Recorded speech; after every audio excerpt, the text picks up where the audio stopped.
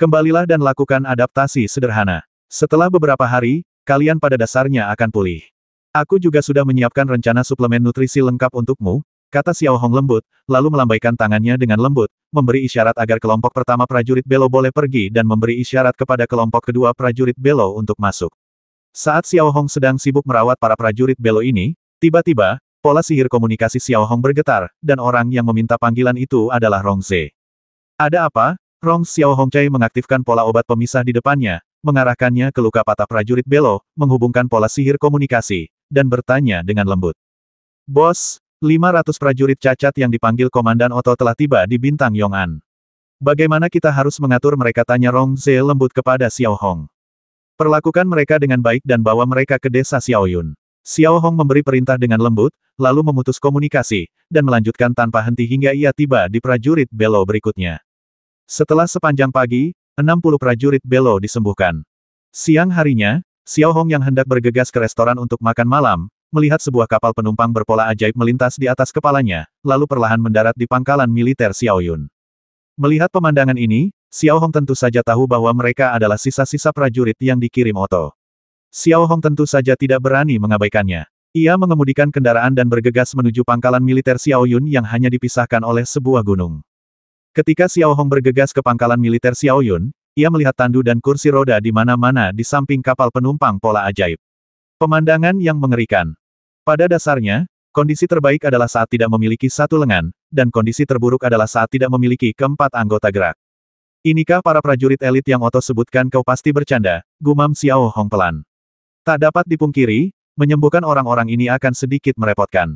Xiao Hong memasang wajah tegas, mendesah pelan, dan berjalan menuju ke 500 orang itu.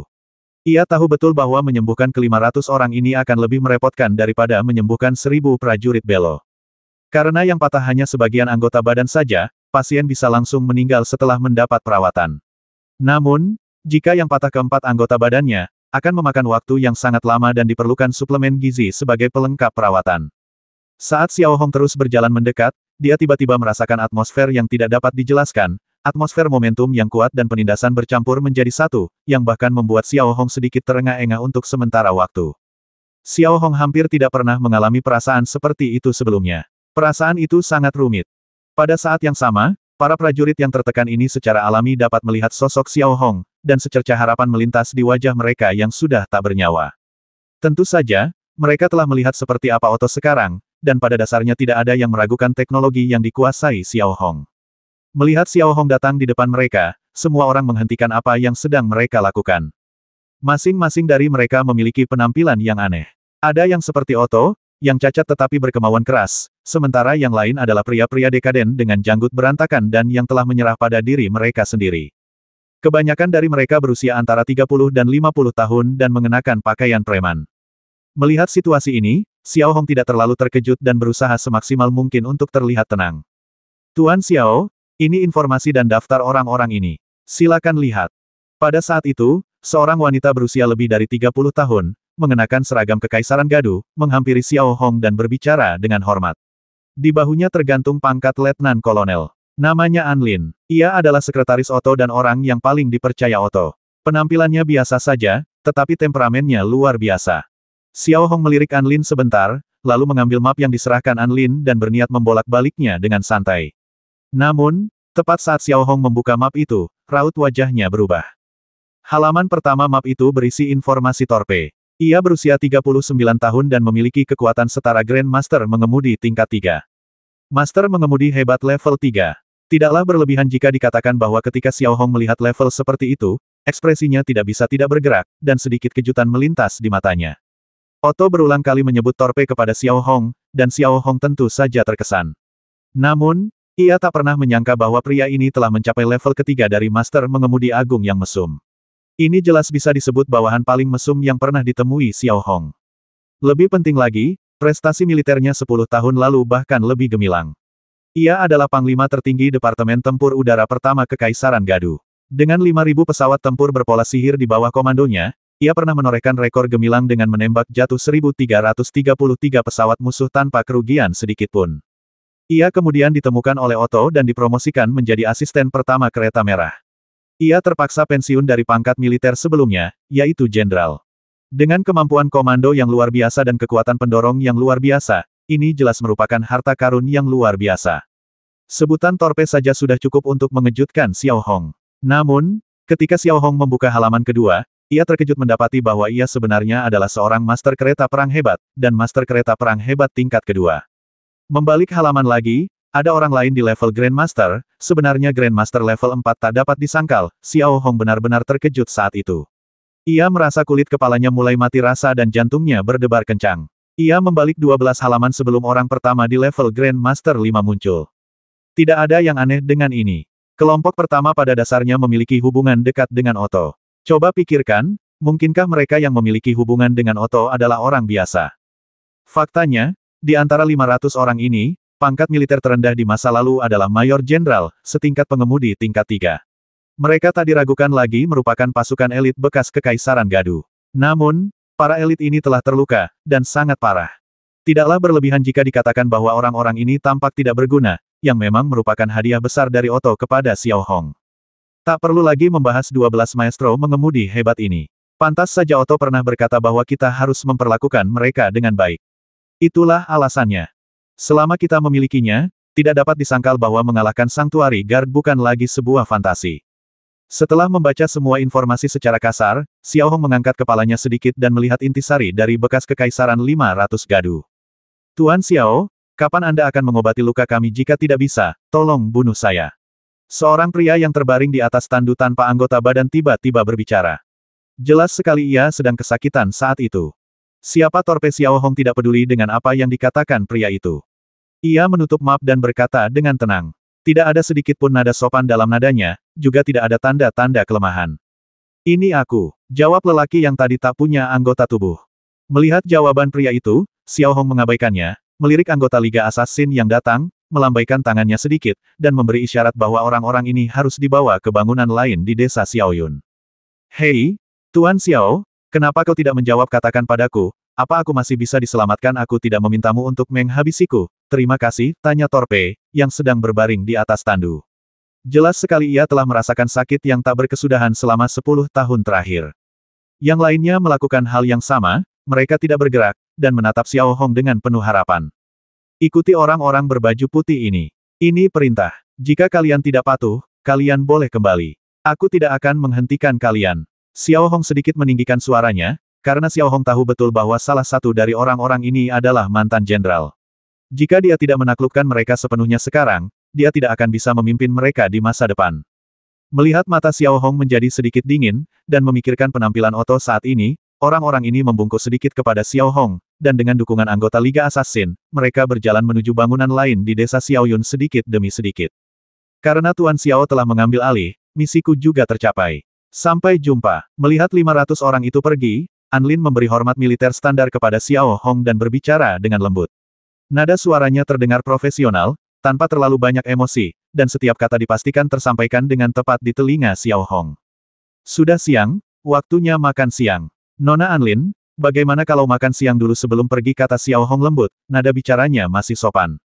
Terima kasih atas kebaikan Anda, Tuan Xiao. Namun, saya ada urusan penting yang harus diselesaikan dan tidak bisa tinggal lama. Anlin menolak dengan sopan dan singkat.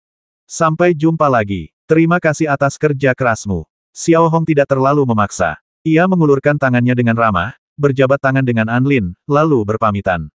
Beberapa menit kemudian, kapal penumpang berpola ajaib itu perlahan berlayar dan kemudian menghilang ke langit. Baru setelah kapal penumpang berpola sihir itu benar-benar menghilang, Xiao Hong berbalik sedikit dan menuju kafetaria. Ia menggunakan pola sihir komunikasi untuk menginstruksikan Alvin dan yang lainnya agar merawat para prajurit Gadu yang tersisa dengan baik dan melakukan pemeriksaan fisik secara menyeluruh. Setelah makan siang sederhana, Xiao Hong kembali ke gedung logam nomor 1 dan melanjutkan memberikan perawatan pemulihan bagi prajurit Belo. Kecepatannya sekitar 15 orang per jam. Zhong Xiaoqi dan seorang perawat lainnya seperti dua merpati putih, terbang ringan di samping Xiao Hong, bertugas sebagai asisten medisnya. Dia adalah asisten medis Xiao Hong pada awalnya, jadi mereka bertiga bekerja sama dengan sangat baik. Baru pada pukul 7 malam, Xiao Hong, yang seharian sibuk, akhirnya berhasil memperbaiki jenazah 150 prajurit Belo. Diperkirakan besok, seluruh 300 prajurit Belo akan selesai. Saat pasukan terakhir pasukan Belo berangkat hari ini, Xiao Hongcai dengan hati-hati melepaskan 15 pola obat yang terbelah. Pada saat yang sama, malam telah tiba. Setelah memakan 2 roti kukus dan 1 sosis, Xiao Hong bergegas seperti gasing menuju bangunan logam nomor 2, tempat 500 prajurit yang tersisa tinggal sementara.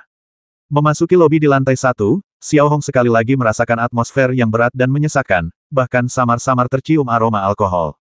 Aroma ini berasal dari seorang pria berambut dan berjanggut acak-acakan yang duduk di kursi roda di sudut ruangan. Bab 614 Perjanjian Tuan-Tuan. Melihat Xiao Hong berjalan perlahan bersama Alvin, aula yang awalnya dipenuhi erangan dan desahan menyakitkan, tiba-tiba menjadi sunyi, dan semua orang mengalihkan pandangan mereka ke Xiao Hong. Xiao Hong tidak berkata apa-apa, ekspresinya tenang. Ia berjalan mengelilingi aula dengan tangan sedikit di belakang punggung, menatap hampir semua orang. Namun, ketika sampai di sudut, ia perlahan mengulurkan tangan dan mengambil sebotol anggur dari si kanibal yang duduk di kursi roda dan terus minum, lalu melemparkannya ke samping. Menatap prajurit yang tersisa itu lagi, dia secara naluri ingin mengambil kembali botol anggurnya, tetapi tiba-tiba dia merasakan tatapan dingin sedang menatapnya. Itu adalah tatapan Xiao Hong. Kalau minum lagi, keluarlah. Selama perawatanku, alkohol tidak boleh masuk ke dalam darahmu, kata Xiao Hong ringan, tetapi nadanya terdengar dingin. Melihat tatapan mata dan nada dingin Xiao Hong, prajurit sisa itu langsung menghentikan gerakannya. Rasa tertekan tiba-tiba menyerangnya. Prajurit sisa itu bernama Lennon, mantan panglima tertinggi operasi pendaratan luar angkasa Kekaisaran Gadu. Pangkatnya sebelumnya adalah jenderal. Ia adalah ahli mengemudi tingkat 4. Melihat Lennon berhenti bergerak, Xiao Hong mengabaikannya dan perlahan berjalan ke sisi aula. Ia sekali lagi melirik prajurit yang tersisa di depannya sebelum berkata, perawatan kalian akan dimulai lusa.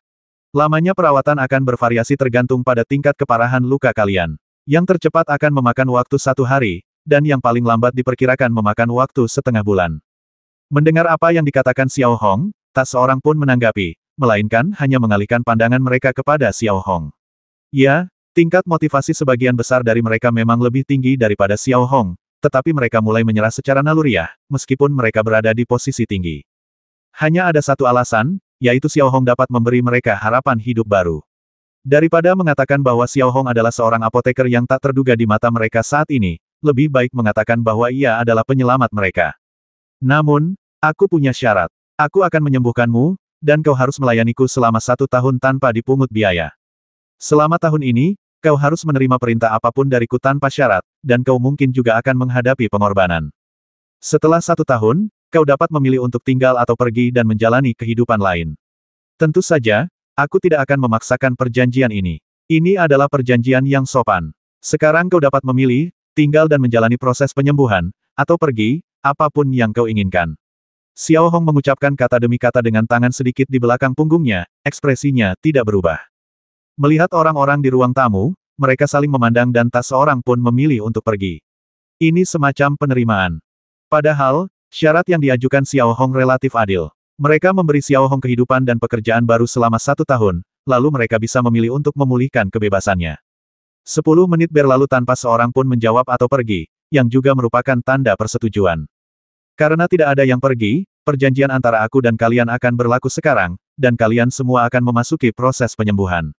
Ingat, selama periode ini, tidak seorang pun diperbolehkan minum alkohol atau makan makanan yang mengiritasi, termasuk rokok.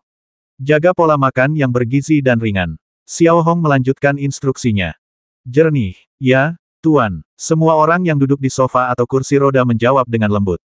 Meskipun jawaban ini sederhana, tak dapat disangkal itu merupakan bentuk kepasrahan. Xiao Hong kemudian menjelaskan beberapa hal secara singkat, lalu perlahan berjalan ke arah Torpe yang sedang berbaring di tandu, dan mengambil laporan medis Torpe. Fungsi tubuhnya jauh lebih baik daripada orang-orang yang minum sepanjang hari.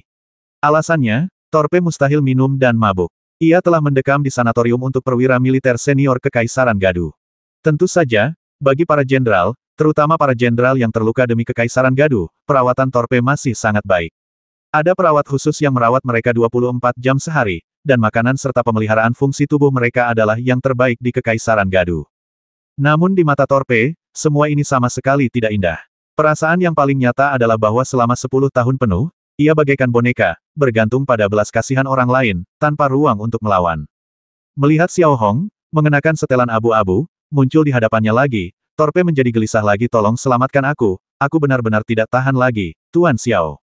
Kali ini, suara Torpe jelas dipenuhi permohonan yang tak henti-hentinya. Bayangkan saja, tanpa anggota tubuh, 10 tahun pasti akan terasa menyiksa. Xiao Hong tidak langsung menjawab. Ia membolak-balik laporan medis lalu menatap Torpe. Fungsi tubuhmu cukup baik. Kau masih punya waktu. Aku akan menjadi orang pertama yang merawatmu hari ini. Perasaan Torpe bisa dipahami sampai batas tertentu. Tak dapat disangkal, bahkan Xiao Hong pun merasa tak nyaman saat melihat Torpe. Benarkah terima kasih banyak, Tuan Xiao? Terima kasih banyak. Mendengar ini, Torpe tersirat secercah kegembiraan di wajahnya, lalu ia berkata cepat. Ketika yang lain mendengar ini, mereka tak bisa berkata apa-apa. Mereka tentu saja mengenal Torpe, dan beberapa bahkan sudah lama kenal. Kini setelah melihat Torpe menjadi seperti itu, mereka semua merasa kasihan padanya. Lalu Xiao Hong tidak berkata apa-apa lagi, langsung mencari kursi dan duduk, melepas mantel Torpe, dan mengamati lengan kanannya yang patah, yang pada dasarnya terputus di akarnya. Adapun orang lain di ruangan itu, mereka semua mengalihkan pandangan mereka ke Xiao Hong, mata mereka dipenuhi rasa ingin tahu yang tak berujung. Xiao Hong mengabaikannya dan mengamati dengan saksama selama 2 menit. Ia kemudian menggunakan pola sihir desinfeksi untuk menyinari anggota tubuh yang terputus, mengambil sel regeneratif dari cawan kultur, dan mentransplantasikannya ke anggota tubuh Torpe yang terputus. Saat itu, Torpe tidak tahu perasaan apa yang ada di hatinya. Rasa harap, gelisah, dan sedih seakan bercampur aduk. Bisa dibilang, hingga kini, Torpe yang telah putus asa selama 10 tahun penuh, tidak berani percaya bahwa suatu hari nanti ia akan pulih sepenuhnya. Malah, menurut Torpe, bahkan jika dia memiliki satu lengan yang bisa bergerak, itu akan 10 kali lebih baik daripada sekarang. Xiao Hong masih tidak peduli dengan ekspresi Torpe saat itu. Kali ini, Xiao Hong merawat Torpe lebih dulu, pertama karena kasihan, dan kedua karena Torpe tidak memiliki anggota tubuh dan siklus perawatannya terlalu panjang, jadi hanya dengan merawatnya terlebih dahulu ia bisa pulih secepat mungkin. Setelah mengaktifkan gen replikasi Top, Xiao Hong menggerakkan pola pemisahan, dan seketika seberkas cahaya hijau melesat ke anggota tubuh Top yang patah. Tidaklah berlebihan jika dikatakan bahwa setelah seharian menjalani perawatan pemulihan, Xiao Hong begitu akrab dengan langkah-langkah tersebut hingga ia hampir muntah. Hanya sekitar 10 menit berlalu sebelum ekspresi semua orang di ruangan itu berubah sedikit, karena mereka dapat melihat dengan jelas bahwa anggota tubuh berwarna merah muda mulai tumbuh dari bahu kanan Torpe yang patah, dan mulai memanjang sedikit demi sedikit, hingga sendi bahu tumbuh sepenuhnya, diikuti oleh sendi siku dan pergelangan tangan, dan akhirnya bentuk telapak tangan terbentuk sedikit demi sedikit. Pada saat yang sama, Torpe juga terkejut merasakan sensasi kesemutan tiba-tiba di bahu kanannya, yang tadinya kosong. Pada saat ini, Torpe sekali lagi merasakan sensasi yang ditransmisikan ke otaknya oleh lengan kanannya. Sambil sedikit memutar kepalanya, Torpe dapat melihat dengan jelas bahwa lengan kanannya yang berwarna merah muda telah tumbuh dan perlahan terbentuk. Kelima jarinya, yang familiar namun asing, terlihat jelas. Secercah harapan dan kesedihan terpancar di wajah Torpe yang putus asa. Tak diragukan lagi, saat ini, kesembuhannya bukan lagi sebuah kemewahan. Melihat orang lain di aula, mereka melihat lengan kanan Torpe tumbuh keluar, dan kilatan kengerian melintas di wajah mereka, diikuti oleh harapan tanpa akhir. Seperti kata pepatah, melihat itu percaya, mendengar itu menipu. Ketika semua orang melihat lengan Torpe tumbuh dengan mata kepala sendiri, mereka cukup yakin akan kemampuan Xiao Hong. Saat itu, tatapan mereka pada Xiao Hong dipenuhi rasa hormat yang tak terhingga. Rasa hormat ini bukan berasal dari penindasan, melainkan dari perasaan yang tulus dari lubuk hati mereka. Setelah 1 jam penuh, lengan kanan Torpe sepenuhnya dibentuk ulang dan diregenerasi. Oke, sekarang kau bisa menggerakkan lengan kananmu dengan hati-hati, kata Xiao Hong dengan nada santai setelah menarik kembali pola obat yang terbelah itu. Torpe tidak menanggapi. Ia menatap Xiao Hong penuh harap, lalu mengalihkan pandangannya ke lengan kanannya yang baru tumbuh. Ia kemudian mencoba menggerakkannya sebisa mungkin. Hasilnya persis sama dengan situasi Otto sebelumnya. Ujung jarinya hanya sedikit tertekuk dan tampak kurang fleksibel. Namun, Torpe tetap merasakan kegembiraan yang tak berujung. Selama 10 tahun penuh, momen ini seakan hanya muncul dalam mimpi Torpe. Terima kasih, Tuan Xiao. Torpe menatap Xiao Hong dan berkata dengan rasa terima kasih yang tak terhingga. Tidak perlu berterima kasih padaku. Kita sudah sepakat sebelumnya. Ini hanya pertukaran yang setara. Kau tidak perlu berterima kasih padaku. Jika kau harus berterima kasih kepada seseorang, ucapkan terima kasih pada Otto. Dia banyak bercerita tentangmu, kata Xiao Hong dengan nada tenang, lalu mengambil segulung kain kasa dan melilitkannya di lengan Torpe. Kemudian ia memberi Torpe pil penambah darah dan pil penambah nutrisi, terutama untuk menambah kalsium dan protein. Kamu akan merasa sedikit tidak nyaman sekarang. Berlatihlah lebih banyak. Setelah beberapa jam, jari-jarimu akan kembali lentur. Xiao Hong melanjutkan instruksinya, lalu dengan santai meletakkan sebuah apel di tangan kanan Torpe yang telah beregenerasi. Pada saat yang sama, sensasi dingin dan licin langsung menjalar di lengan Torpe. Torpe sudah lama tidak merasakan sensasi seperti itu. Emosi di wajahnya semakin serius. Rasa getir yang telah lama terpendam di hatinya tiba-tiba menyergapnya, membuat mata Torpe sedikit merah. Selama ia memiliki lengan seperti itu, niscaya hal itu akan menyatakan bahwa Torpe bukan lagi sekadar boneka tak berdaya seperti sebelumnya. Setelah itu, Xiao Hong tidak berkata apa-apa lagi. Ia mengemasi ranselnya dan berjalan keluar bersama Alvin, disaksikan semua orang. Bersamaan dengan itu, beberapa perawat yang datang bersama kapal penumpang juga mulai sibuk menyiapkan kamar kecil bagi orang-orang yang ada di depan mereka.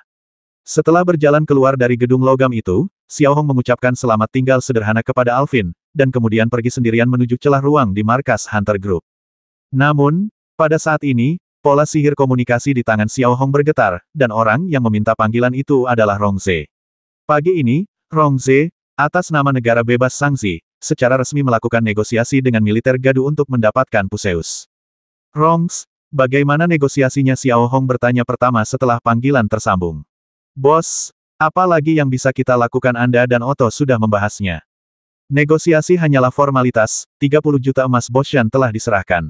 Sekarang Puseus resmi menjadi milik kita. Adapun 11.000 awak kapal, mereka juga milik kita. Namun, mulai besok, kita akan bertanggung jawab penuh atas segalanya untuk mereka, termasuk gaji, makanan, pakaian, perumahan, dan transportasi. Kekaisaran Gadu akan menghentikan pasokan apapun untuk mereka. Di saat yang sama, Kekaisaran Gadu juga mengizinkan kita melakukan perbaikan di dalam Kekaisaran Gadu, tetapi kita perlu mencari pekerja dan teknisi di mana-mana. Rongze melaporkan dengan jujur, dan sekaligus memberikan salinan semua informasi tentang Puseus yang diberikan oleh Kekaisaran Gadu kepada Xiao Hong. Kirim 10 kapal pengangkut besok untuk memulai perawatan dan transportasi bagi Puseus, dan beritahu kru bahwa Puseus akan menjalani renovasi dan perbaikan menyeluruh, terus berjuang, dan berjanji untuk tidak menjadi musuh Kekaisaran Gadu. Usahakan agar para kru itu sampai ke bintang Yong'an. Agak tidak masuk akal untuk selalu berada di Puseus. Xiao Hong memberi instruksi lalu memutus komunikasi. Setelah sekitar 10 menit perjalanan, Xiao Hong kembali ke kabin dan membuka informasi tentang Perses yang dikirim oleh Rongze. Dari layar, seluruh Perses, yang panjangnya 7.000 meter, tampak seperti kapal raksasa yang melayang di udara. Lambungnya berwarna coklat kemerahan, membentuk trapesium yang agak tidak beraturan dari depan. Sisi-sisinya dilengkapi dengan 20 lubang peluncuran untuk pesawat tempur pola ajaib dan 50 silo untuk rudal pola ajaib, di samping sinar intersepsi dan pertahanan diri yang diperlukan. Ia dapat membawa 7.000 pesawat tak berawak dan 1.000 pesawat tempur pola sihir, yang juga merupakan kekuatan tempur utama Perses. Lambung kapal hanya sedikit rusak dan berlubang, dan ada lubang besar di satu sisi mesin utama, jelas disebabkan oleh rudal pola ajaib. Namun, secara keseluruhan, itu tidak buruk, tetapi akan membutuhkan biaya setidaknya 100 juta koin emas untuk memperbaikinya, yang jelas bukan jumlah yang kecil.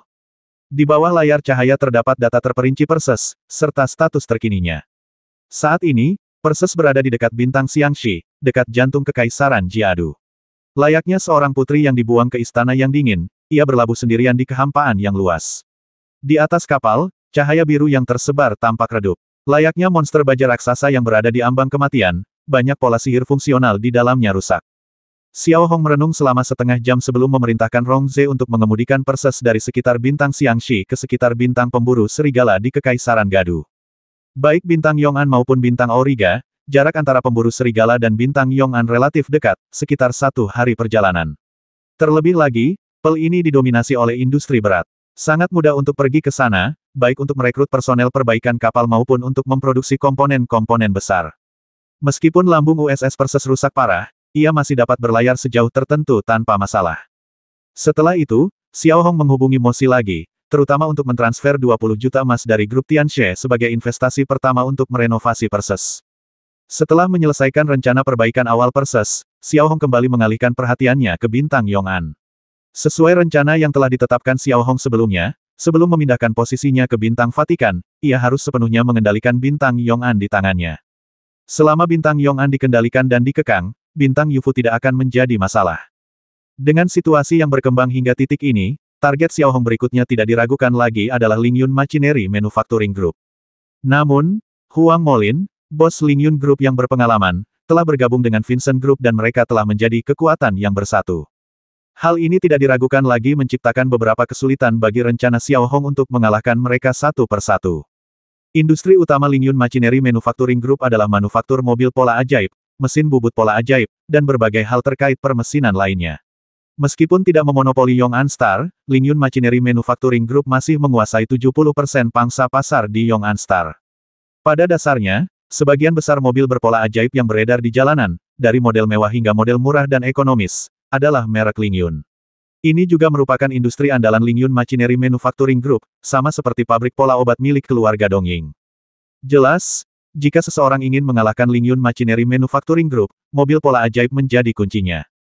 Bagi Xiao Hong, membuat mobil berpola ajaib bukanlah tugas yang sulit. Grup Tianxie bahkan dapat memproduksi mesin berpola ajaib, jadi mobil berpola ajaib tentu saja bukan masalah. Namun, masalah utamanya adalah karena prasangka, orang-orang di Yong'an Star dan bahkan Youfu Star sudah terlanjur menerima dan terbiasa dengan mobil berpola ajaib merek Lingyun. Jika mereka ingin membalikkan atau mengubahnya, mereka harus menciptakan sesuatu yang luar biasa dan tak tertahankan. Menurut pemahaman Xiao Hong tentang mobil pola ajaib, dua elemen inti mobil pola ajaib adalah transportasi dan pamer. Sebagai alat transportasi atau transportasi jarak pendek, performa merupakan salah satu aspeknya, dan sebagai alat pamer, ia merupakan hal termewah yang dapat dicapai. Sepertinya aku hanya bisa menggunakan beberapa cara yang luar biasa. Setelah berpikir selama setengah jam, Xiao Hong bergumam pada dirinya sendiri. Apa yang disebut ukuran luar biasa Xiao Hong adalah paduan mikron. Dengan serangkaian pemikiran ini, Xiao Hong kembali mengambil pola sihir komunikasi dan mengirimkan permintaan panggilan ke Wan Nai tanpa mempedulikan waktu saat itu. Wan Nai adalah yang paling menonjol di antara 100 insinyur yang dikirim oleh Tianxie Group dan juga merupakan pemimpin mereka. Xiao Hong juga berencana memberinya wewenang penuh untuk mengelola Hunter Machinery Pani yang baru didirikan. Bos, ada apa? Tak lama kemudian, terdengar suara malas dari pola sihir komunikasi, menguap terus-menerus. Wan Nai, seberapa banyak yang kau ketahui tentang produksi mobil berpola ajaib? Tanya Xiao Hong dengan nada santai. Benda itu mudah dibuat, tapi tidak mudah untuk menonjol dan menjadi unik, apalagi sekarang. Semua orang tahu kalau membuat mobil berpola ajaib juga sangat menguntungkan. Harganya belasan koin emas, tapi bisa dijual ratusan koin emas. Wan Nai menjawab dengan samar, setengah tertidur dan setengah terjaga. Saat itu hampir tengah malam, dan Wan Nai bukan orang yang suka begadang. Jadi, besok pagi, kumpulkan 100 personel teknik dan teknis, dan kita akan membahasnya, lanjut Xiao Hong. Dimengerti, bos, jawab Wan Nai jujur, tapi dalam hati ia mendesah. Jam berapa sekarang? Tidak bisakah kita bicarakan besok pagi? Juga, seberapa banyak yang kau ketahui tentang pemurnian logam paduan mikron? Tanya Xiao Hong lagi. Sebenarnya, Xiao Hong sudah memahami sepenuhnya tentang pemurnian logam paduan mikron, tetapi ia tidak punya waktu untuk memurnikannya sendiri. Selama masih ada es berusia 10.000 tahun, semuanya akan baik-baik saja, jawab Wan Nai. Ia dalam kondisi setengah tidur dan setengah terjaga. Bagus sekali. Kalau begitu, besok pagi, bicarakan dengan Boshan dan minta dia membantumu bersiap dan siap untuk memurnikan logam paduan mikron kapan saja. Setelah Xiao Hong selesai memberikan instruksi, ia memutuskan sambungan, mengeluarkan buku catatan kecil baru, dan mulai menggambar di atasnya. Hal utama adalah mencoba mengingat sebanyak mungkin bagaimana tampilan mobil pola ajaib tersebut ketika ia memodifikasinya, serta pola-pola ajaib yang dibutuhkan untuk menggambar mobil pola ajaib tersebut. Xiao Hong tidak kekurangan teknologi, dan Tianxie Group juga tidak kekurangan teknologi, jadi jika ia ingin membuat mobil pola ajaib tersebut mencapai performa yang unggul, hal itu masih memungkinkan. Selama proses desain, yang paling dipertimbangkan Xiao Hong adalah kebutuhan orang-orang, yaitu jenis mobil berpola ajaib seperti apa yang disukai orang dan untuk siapa mobil itu ditujukan. Hal ini sangat penting. Jika tidak, jika mobil berpola ajaib dirancang untuk menjadi mewah dan orang-orang tidak menyukainya, mobil itu akan langsung dicap mencolok. Sehari kemudian, dalam sekejap mata, grup Hunter kembali berlari bak mesin raksasa. Xiao Hong pun melakukan hal yang sama. Ia turun dari tali dan mulai bekerja bak gasing. Namun, tepat ketika Xiao Hong hendak mengekstrak sel regeneratif dari tokek yang dibesarkannya, ia terkejut mendapati Sang Lun sudah berbaring di meja kayu di sebelahnya sambil mendengkur keras. Bisa dibilang Xiao Hong sangat waspada saat tidur, tetapi ia sama sekali tidak merasakan kehadiran Sang Lun, yang membuat Xiao Hong merasa sedikit tidak nyaman. Namun, berbeda dengan sebelumnya, Xiao Hong dapat dengan jelas merasakan bahwa Sang Lun, yang sebelumnya agak nakal, tampak sangat lelah.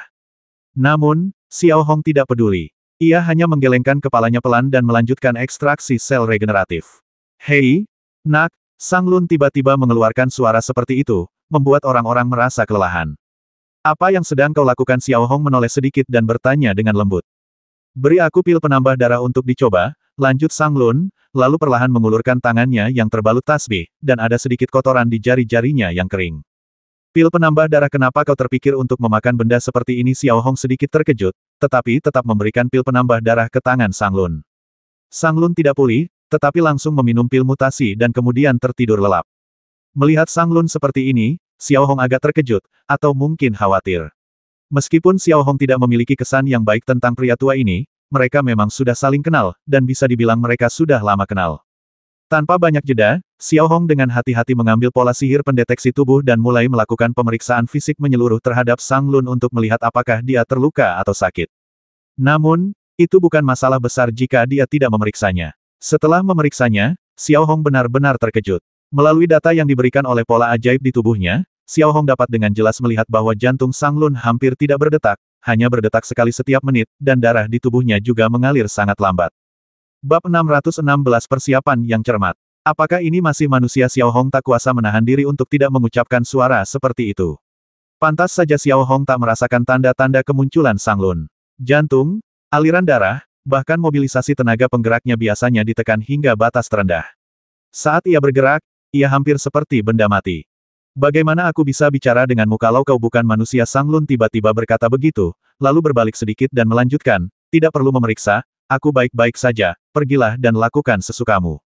Melihat Sang Lun yang kurang antusias, Xiao Hong tak kuasa menahan diri untuk mengerucutkan bibirnya.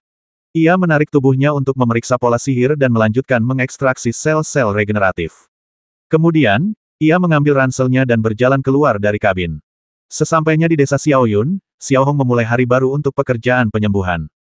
Xiao Hong sudah terbiasa dengan metode penyembuhan semacam ini. Dengan bantuan Zhong Xiaoqi dan 4 perawat lain yang dikirim dari pangkalan militer Belo, hasilnya jauh lebih efektif.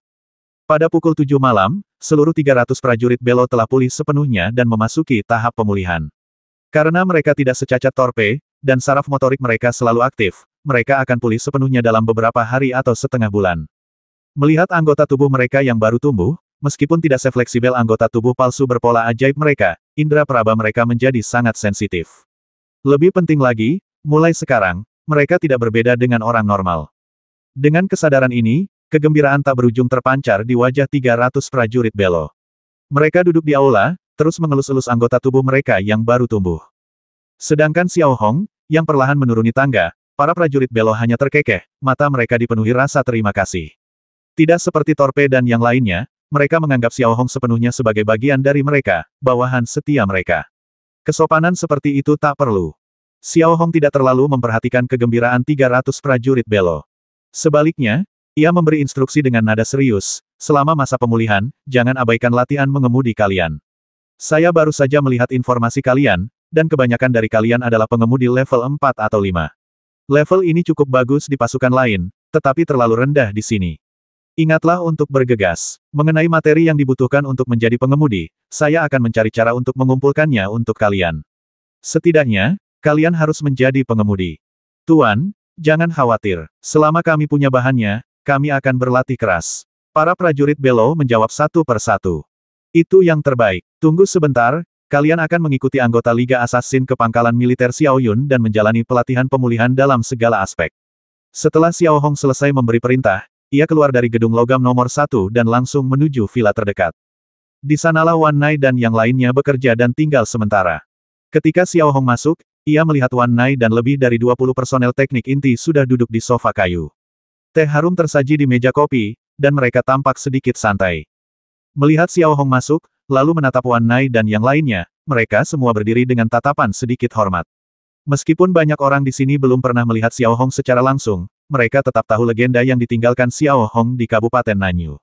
Ia tampak damai, tetapi sebenarnya ia hanyalah seekor binatang buas yang tampak jinak. Jangan sungkan, duduk saja di mana saja. Aku tidak memanggil kalian semua ke sini untuk rapat atau pertemuan formal. Aku hanya ingin kalian datang dan mengobrol, lalu kita lihat apakah kita bisa mendesain mobil berpola ajaib yang menakjubkan. Xiao Hong melambaikan tangan kepada semua orang, lalu mencari tempat duduk dan meletakkan pola ajaib bergambar di meja kopi. Dalam sekejap, sebuah gambar muncul tepat di atas pola ajaib tersebut. Selain sketsa, terdapat pula informasi tekstual tentang konsep mobil berpola ajaib milik Xiao Hong. Menurut ide Xiao Hong dan apa yang terekam di layar cahaya di depannya, mobil pola ajaib dibagi menjadi 3 jenis mewah, praktis dan murah, yang menargetkan berbagai kelompok orang. Pada saat yang sama, mesin utama mobil berpola ajaib ini juga dirancang oleh Xiao Hong. Performanya jelas jauh lebih kuat daripada mobil berpola ajaib biasa. Lebih penting lagi, mobil ini juga dapat diproduksi secara massal. Bahkan, tidak berlebihan jika dikatakan bahwa dari sudut pandang pembuatan pola saja, Xiao Hong dapat dianggap sebagai master pembuatan pola terbaik di Yong'an Star. Terlebih lagi, berkat penguasaan teknik multi-arah dan pengetahuan yang tersimpan dalam benaknya, ia pada dasarnya menonjol di antara yang lain. Tidak hanya pola sihir mesin utama, tetapi juga beberapa teknologi yang hanya dapat digunakan dalam badan pola sihir, seperti sistem konduksi saraf. Setelah sistem ini diaktifkan, pandangan pengemudi akan beralih keluar mobil. Ini jelas merupakan teknologi baru yang belum pernah digunakan di seluruh jagat Tiger. Selain itu, ada sistem penglihatan malam, pemindaian radar, dan perlindungan keamanan super kuat, DEL. Pada dasarnya hanya butuh sesaat untuk memberi orang perasaan mempesona. Kurasa mustahil untuk menambahkan semua hal ini. Mari kita analisis teknologi mana yang lebih unggul. Xiao Hong duduk santai di sofa, menuangkan secangkir teh untuk dirinya sendiri, dan bertanya dengan lembut. Melihat para insinyur teknis saat ini, yang menatap layar, mereka agak bingung.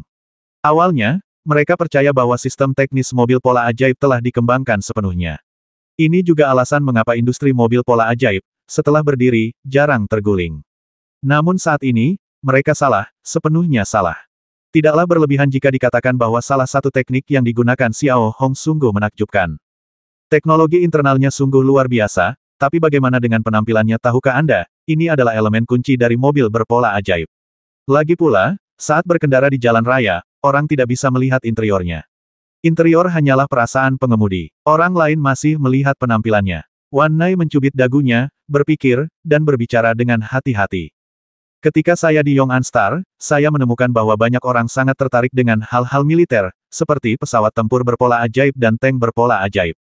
Saya pikir kita bisa merancang mobil berpola ajaib dengan tampilan kokoh yang mirip dengan tank berpola ajaib.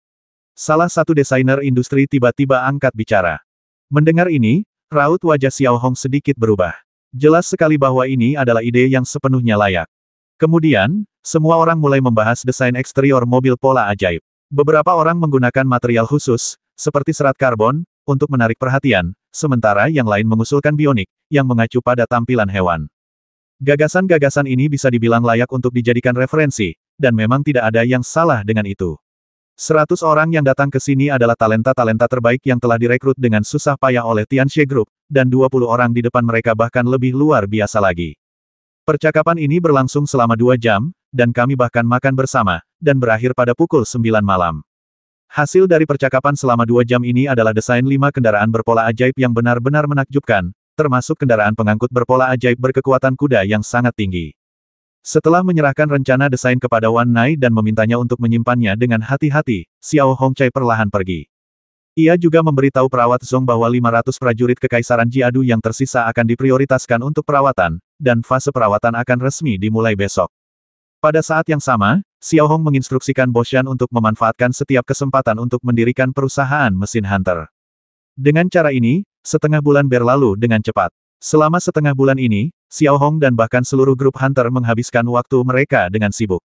Hal pertama yang harus dilakukan Xiao Hong adalah memperbaiki dan menyembuhkan torpedo dan yang lainnya sepenuhnya, lalu membagikan beberapa kotak besar berisi pola sihir dan bahkan kabel transmisi listrik kepada penduduk Anya.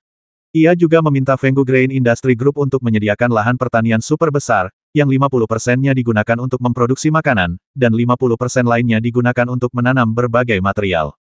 Dengan cara ini, bahan-bahan yang diproduksi oleh grup hunter akan dapat dipasok sepenuhnya ke Auriga dan bahkan pel tetangga Osa dari Kekaisaran Futan. Tentu saja, selama periode ini, fokus utama Xiao Hong, selain torpedo dan lainnya, adalah pada pendirian serta penelitian dan pengembangan hunter machinery Pani. Kapanpun ia punya waktu, Xiao Hong akan bergegas ke perusahaan mesin hunter untuk melakukan penelitian dan pengembangan terkait. Tak hanya itu, Mosi juga membantu memecahkan berbagai masalah yang dihadapi dalam penelitian dan pengembangan melalui pola sihir komunikasi.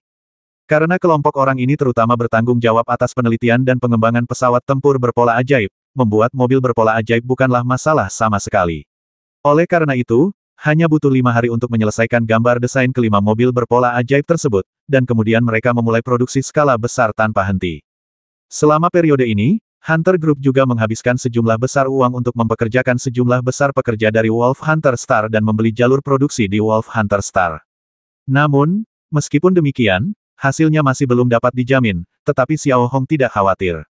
Jika hasilnya tidak dapat dijamin, maka ia akan terus berkembang. Sekarang, prioritas utama Xiao Hong adalah melihat seberapa diakuinya mobil berpola ajaib yang baru diproduksi ini. Saat ini, Xiao Hong sedang berada di rumah kayu, membaca naskah konferensi peluncuran produk baru.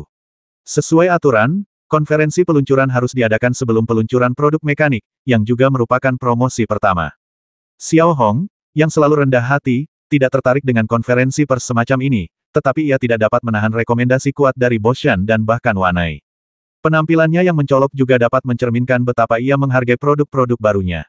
Jika tidak, hal itu akan memberi kesan kepada dunia luar bahwa bahkan kepala keluarganya sendiri pun tidak menganggapnya penting, jadi bagaimana mungkin orang lain memperhatikan produk-produk barunya. Konferensi pers yang disebut-sebut sebenarnya adalah bentuk iklan panggung yang terselubung, dan harus dilakukan dengan sempurna. Ini pemahaman Xiao Hong sendiri. Oleh karena itu, termasuk pola sihir efek bayangan dan proses tampilan produk, Xiao Hong menyalin semuanya sendiri. Ini juga saatnya untuk menguji sel-sel artistik Xiao Hong.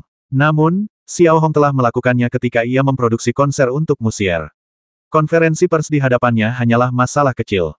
Xiao Hong telah merancang proses umum yang memakan waktu 1 jam. Setelah menyelesaikan semua pola sihir efek bayangan, Xiao Hong melihat waktu. Saat itu baru siang, jadi ia segera memasukkan pola sihir efek bayangan ke dalam kotak kayu, lalu mengambil ranselnya dan menuju pangkalan militer Xiaoyun.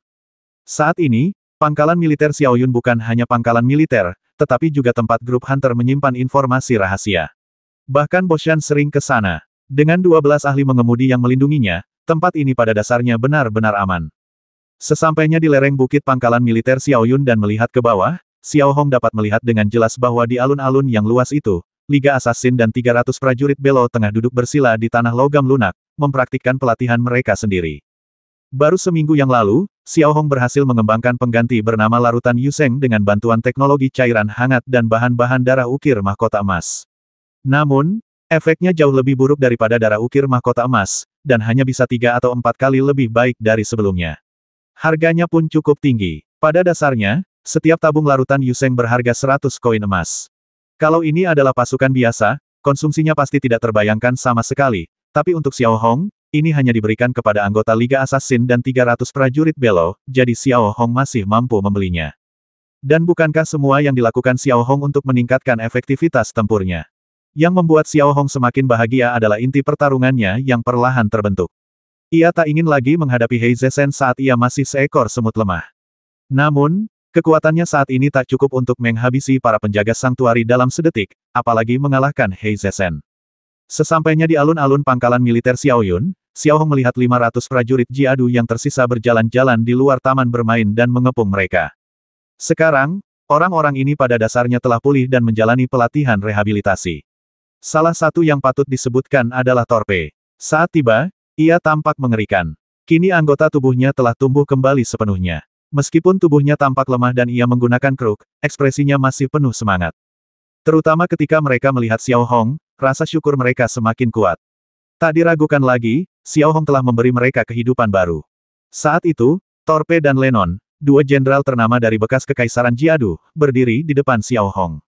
Lenon, khususnya, tampak jauh lebih segar dibandingkan sebelumnya. Ia bahkan memiliki kepala botak besar. Ingatkan kau bagaimana rasanya pertama kali datang ke sini. Ingat satu hal, tidak ada rintangan di dunia ini yang tak bisa diatasi, kata Xiao Hong lembut, lalu bersiap pergi ke gedung perkantoran. Namun, pada saat ini, Torpe tiba-tiba menarik lengan Xiao Hong dengan lembut, seolah-olah dia ingin mengatakan sesuatu. Torpe, ada apa? Xiao Hong melirik Torpe yang sedang bersandar pada kruk, lalu bertanya dengan lembut. Kudengar Tuan Xiao akan membentuk pasukan pemburu dan menggabungkan kita semua ke dalam kelompok elit pemburu, benarkah? Tanya Torpe. Ya, Xiao Hong menjawab dengan jujur. Bisakah Anda mengecualikan saya? Saya ingin tetap melakukan pekerjaan lama saya dan memimpin angkatan udara, kata Torpe dengan nada memohon. Tentu saja, Xiao Hong menjawab dengan riang, tapi saat ini kami hanya punya 100 pesawat tempur pola ajaib, dan tidak ada satupun pilot. Tidak masalah, aku bisa memilih dan merekrut pilot dari mana saja, lalu melatih mereka. Yang kau butuhkan hanyalah aku punya anisasi dan dana militer yang cukup, lanjut Torpe. Baiklah, kalau begitu aku serahkan urusan ini padamu. Cari Boshan dengan uangnya. Xiao Hong masih menanggapi dengan sangat gembira. Sebenarnya, Xiao Hong masih memahami prinsip memanfaatkan segala sesuatu dengan sebaik-baiknya. Terlebih lagi, untuk Komandan Tempur Udara, Torpe bisa disebut sebagai Jenderal Super Kekaisaran Gadu. Dalam hal ini, Xiao Hong sama sekali tidak keras kepala, bahkan sangat berpikiran terbuka. Saya mantan Komandan Space Marines. Bolehkah saya juga membentuk pasukan pendaratan sendiri? Pinta Lenon, nadanya penuh hormat dan memohon. Oke, aku punya 2 mesin pola ajaib, yang akan kutransfer padamu. Kalau kamu butuh uang, minta saja pada Boshan. Xiao Hong masih sangat mudah diajak bicara. Melihat kejadian ini, beberapa mantan komandan Kadu yang cakap langsung bicara. Xiao Hong menyetujui semua permintaan mereka dengan sangat senang hati, tetapi dia hanya punya satu syarat, yaitu dia bisa menyediakan peralatan tempur, tetapi mereka harus menemukan orangnya sendiri. Dengan cara ini, setelah beberapa putaran, total 6 pengemudi hebat meninggalkan grup Elite Hunter dan meminta untuk membentuk pasukan mereka sendiri, sementara yang lain memilih untuk bergabung dengan grup Elite Hunter. Faktanya, mereka semua adalah mantan jenderal dengan banyak sekali bawahan lama. Di antara mereka, ada juga beberapa prajurit hebat yang cacat dalam pertempuran. Mereka dapat dipanggil dan dirawat oleh Xiao Hong, lalu tetap menjadi anggota kelompok pemburu dan berjuang untuk Xiao Hong. Saat itu, yang harus dilakukan Xiao Hong adalah memberikan kebebasan penuh kepada para jenderal yang dulunya mampu berdiri sendiri agar mereka dapat menunjukkan bakat mereka sepenuhnya. Bagi mereka, Xiao Hong hanya menginginkan 2 hal, yaitu kepatuhan mutlak dan efektivitas tempur yang unggul. Setelah menenangkan Torpe dan yang lainnya, Xiao Hong memasuki gedung logam terdekat dan mulai membahas konferensi pers dengan Boshan dan Wan Nai. Waktunya telah ditentukan untuk besok.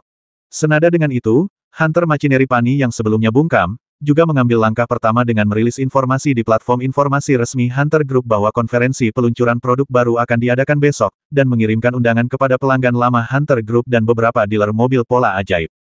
Getafe City. Ini adalah kantor pusat Lingyun Machinery Group. Saat ini, Bos Huang Molin sedang duduk di kantor, melihat platform informasi resmi Hunter Group di layar cahaya.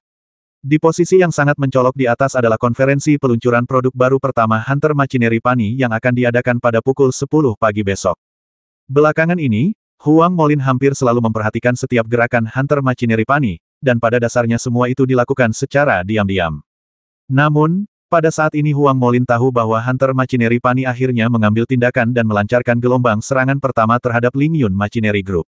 Namun, wajah Huang Molin tidak menunjukkan keseriusan apapun saat membaca berita itu. Alasannya sangat sederhana. Pertama, Lingyun Machinery Group telah bergabung dengan Vincent Group dan memiliki pendanaan yang memadai. Mereka tidak takut dengan taktik pemotongan harga yang dilakukan Hunter Group. Kedua, tidak seperti material, mobil pola ajaib merupakan barang konsumsi jangka pendek, sehingga orang umumnya membeli dari merek manapun yang menawarkan kualitas terbaik. Namun, mobil pola ajaib, meskipun tidak dianggap barang mewah mengingat kondisi ekonomi Yong'an Star, tetaplah barang, dan pembeli seringkali sangat berhati-hati, seringkali memilih yang paling andal. Mereka juga sangat memperhatikan nama merek, karena merek mobil pola ajaib seringkali menjadi sumber kebanggaan. Oleh karena itu, bahkan jika Hunter Machinery Group dapat memproduksi kendaraan pola ajaib yang tidak jauh berbeda dari Lingyun Group, itu tidak akan dapat menggoyahkan posisi Lingyun Machinery Group. Lagi pula, di antara mobil-mobil berpola ajaib dengan gaya yang sama, siapa yang tidak ingin membeli yang paling andal? Merek-merek baru seringkali membuat orang merasa tidak dapat diandalkan. Jadi ketika Huang Molin melihat pengumuman dari Hunter Group, dia tidak merasa khawatir atau gugup sama sekali. Ding dang dang. Tepat saat Huang Molin sedang menatap layar di depannya, terdengar beberapa ketukan pelan di pintu. Tak lama kemudian, seorang wanita muda dan cantik masuk perlahan. Ia adalah sekretaris pribadi Huang Molin. Bos, saya baru saja menerima ini. Ini untuk Anda, kata sekretaris wanita itu, lalu dengan hati-hati meletakkan sepucuk surat di meja Huang Molin. Surat itu dikirim dari Hunter Group. Ketika dia membukanya, dia menemukan surat undangan yang dirancang indah di dalamnya, yang mengundang Huang Molin untuk menghadiri konferensi peluncuran produk baru Hunter Group dengan nada yang sangat hormat. Hah, Huang Molin tak kuasa menahan diri untuk tidak bergumam setelah membaca undangan itu berulang kali. Bos, apa yang Anda tertawakan? Tanya sekretaris wanita itu dengan sedikit terkejut. Tahukah kamu apa ini? Huang Molin mengangkat 2 jarinya sedikit keluar dan melemparkan surat undangan itu tepat di depan sekretaris wanita itu, sambil berkata dengan mudah. Ini surat undangan dari Hunter Group. Sekretaris perempuan itu melihat tulisan tangan di surat undangan itu dan menjawab. Tidak, kukatakan padamu, ini adalah deklarasi perang grup Hunter terhadap grup mesin Lingyun, jawab Huang Molin dengan sedikit nada meremehkan. Deklarasi perang. Mendengar kata ini, wajah sekretaris perempuan itu tiba-tiba berubah serius, dan alisnya sedikit mengernyit. Ia melanjutkan, karena ini deklarasi perang mau kubalas. Mundur. Kenapa mundur? Aku tidak hanya akan menerima deklarasi perang ini, aku juga akan pergi ke sana secara langsung. Aku ingin melihat trik baru apa yang bisa dilakukan pemburu ini dalam beberapa hari ke depan. Huang Molin tersenyum tipis dan menjawab dengan nada santai. Bukan hanya Huang Molin. Pada dasarnya, semua tokoh penting di Bintang Yong'an dan bahkan Bintang Yufu telah menerima undangan dari perusahaan mesin Hunter. Karena Hunter Group, banyak orang masih penasaran dengan Hunter Machinery Pani, jadi kebanyakan orang, baik yang bersahabat, bermusuhan, atau RAL, hampir memutuskan untuk melihatnya. Dalam sekejap mata, 1 hari berlalu dengan cepat, dan tempat konferensi peluncuran produk pertama Hunter Machinery Pani telah sepenuhnya disiapkan. Lokasinya berada di ruang terbuka di sebelah area berlabuh kapal Hunter Interstellar Transport Pani. Di depan deretan kursi yang indah terdapat platform logam yang dirancang dengan cermat. Pada saat ini, tidak ada seorang pun di sana, hanya pola-pola sihir efek bayangan yang terus berjalan, terus-menerus mengubah berbagai pemandangan, yang sebagian besar terkait dengan mobil pola sihir, ada pemandangan dengan kecepatan tinggi, dan ada juga pemandangan dunia masa depan dengan tekstur metalik yang kuat. Perasaan paling intuitif yang diberikan segala sesuatu kepada orang adalah bahwa segala sesuatu tampak biasa saja, tetapi sebenarnya bermaksud baik. Pada pukul 9 pagi, sambil melihat peron tempat berlabuh kapal milik Hunter Interstellar Transport Pani, pesawat penumpang berpola ajaib besar dan kecil, serta mobil berpola ajaib yang mahal, datang berbondong-bondong dari segala arah. Di antara mereka, bahkan ada kapal penumpang berpola ajaib dari Auriga. Intinya, semua orang telah menerima undangan dari grup Hunter. Bab 618 Penindasan Teknis. Yang muncul bersamaan dengan Huang Molin adalah Xiang Wensen, bos Vincent Group. Meskipun semua tindakan Hunter Group tidak mengancamnya saat ini, ia tidak diragukan lagi berada di perahu yang sama dengan Lingyun Group. Jika Lingyun Group runtuh, Vincent Group tidak akan bisa lolos selanjutnya. Saya ingin tahu apa pendapat saudara Huang tentang peluncuran produk baru grup Hunter. Apakah itu akan menjadi ancaman bagi kelompok Anda? Xiang Wensheng merapikan setelan hitamnya yang rapi dan berjalan berdampingan dengan Huang Molin menuju tempat peluncuran produk baru. Bagaimana lagi kita bisa melihatnya? Mobil berpola ajaib pada dasarnya seperti itu, hampir tanpa teknologi inovatif. Sulit untuk membuat terobosan, jadi tidak menimbulkan ancaman apapun. Soal penurunan harga, mungkin efektif untuk mobil berpola ajaib kelas bawah. Tapi untuk mobil kelas atas, tidak akan berpengaruh. Lagi pula, kalau kita menghabiskan uang untuk membeli mobil kelas atas, bukankah itu mahal? Kata Huang Molin acuh tak acuh. Xiang Wensen mengangguk kecil ketika mendengar ini. Jelas, apa yang dikatakan Huang Molin masuk akal. Setelah itu, keduanya mencari tempat duduk di dekat bagian depan dan duduk, masih terlihat tenang sambil mengobrol satu sama lain. Mengikuti di belakangnya adalah Wang Chuan, bos grup Fenggu, dan tokoh-tokoh berpengaruh lainnya di Bintang Yong'an. Pada dasarnya, hanya beberapa ratus tokoh terkemuka Bintang Yong'an yang bisa duduk di kursi-kursi logam mewah itu. Di antara mereka ada reporter dari berbagai platform informasi utama, dan mereka datang ke sini hampir sepenuhnya untuk grup Hunter yang terkenal, bukan untuk mobil berpola ajaib baru. Di mata mereka, bukankah semua mobil berpola ajaib itu sama? Nah, sekarang mari kita lihat dudukan logamnya. Dudukan itu masih dipenuhi gambar 3D yang terus berubah, polos namun menarik. Tidak ada sedikit pun kesan mewah. Dan untuk foto mobil barunya, sama sekali tidak ada. Sedangkan untuk personel utama Hunter Machinery Group, tak satu pun dari mereka yang hadir. Hanya ada beberapa pramusaji di antara kursi, menyajikan minuman dan rokok mahal kepada para tamu. Rokok jenis ini adalah rokok Yu yang didatangkan dari Federasi Ania. Baru pada pukul 10 pagi semua gambar 3 dimensi di panggung logam besar itu berangsur-angsur menghilang, dan diskusi di antara kursi-kursi juga memudar. Saya tidak tahu kapan, tetapi Xiao Hong, masih mengenakan setelan abu-abu dan kacamata kecil, muncul di tengah platform logam, berdiri tegak. Pertama-tama, terima kasih banyak semuanya. Suatu kehormatan bagi saya untuk mengundang kalian ke sini, kata Xiao Hong sambil membungkuk sedikit sopan. Tak seorang pun di kursi penonton menanggapi. Kebanyakan orang hanya menonton dengan tenang. Tak berlebihan jika dikatakan bahwa kebanyakan orang ini datang ke sini untuk memberi penghormatan kepada Xiao Hong dan grup Hunter. Mereka sebenarnya tak punya banyak harapan untuk produk-produk baru Hunter Machinery Pani. Paling banter, mereka hanya akan bersikap biasa-biasa saja dan mencoba merebut sebagian kecil pasar di Yong'an Star dan bahkan Yufu Star. Perusahaan yang baru berdiri hampir tidak mungkin dapat bersaing dengan Lingyun Group yang lama dalam beberapa tahun terakhir, kecuali jika memiliki teknologi yang menarik perhatian, tetapi hal ini lebih mudah diucapkan daripada dilakukan. Hal ini membutuhkan banyak talenta teknis dan fondasi yang sangat kokoh di bidang teknik dan manufaktur. Xiao Hong tidak terlalu peduli dengan reaksi acuh tak acuh orang-orang di kursi. Ia masih tersenyum tipis, lalu berbalik sedikit. Sesaat kemudian, sebuah layar cahaya raksasa muncul di belakang Xiao Hong. Di atas layar lampu terdapat pola ajaib mesin utama dan perangkat transmisi internal yang rumit dari mobil pola ajaib tersebut. Baik pengerjaan maupun tata letaknya sangat teliti. Melihat gambar 3 dimensi seperti itu, orang-orang yang awalnya tampak santai dan bersemangat sedikit mengubah ekspresi mereka.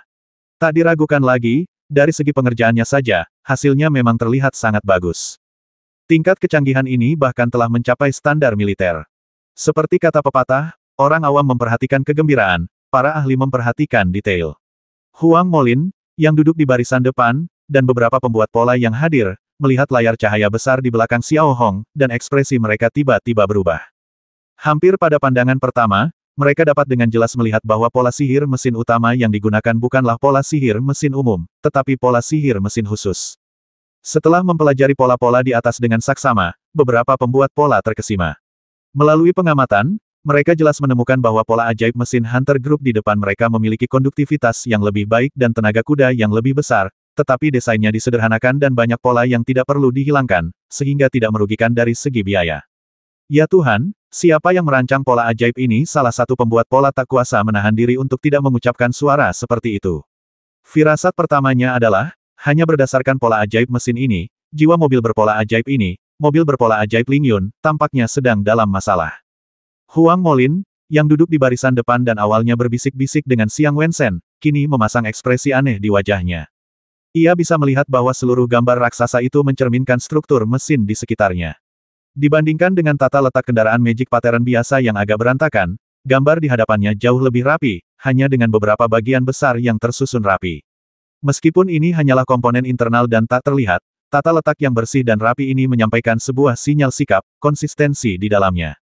Pola mesin mobil pola ajaib milik Hunter Machinery Pani dikembangkan bersama oleh Hunter Machinery Pani dan beberapa raksasa persenjataan dengan biaya yang sangat besar. Sebagai komponen inti dari mobil pola ajaib, performanya telah ditingkatkan secara signifikan, sehingga lebih mudah dikendarai.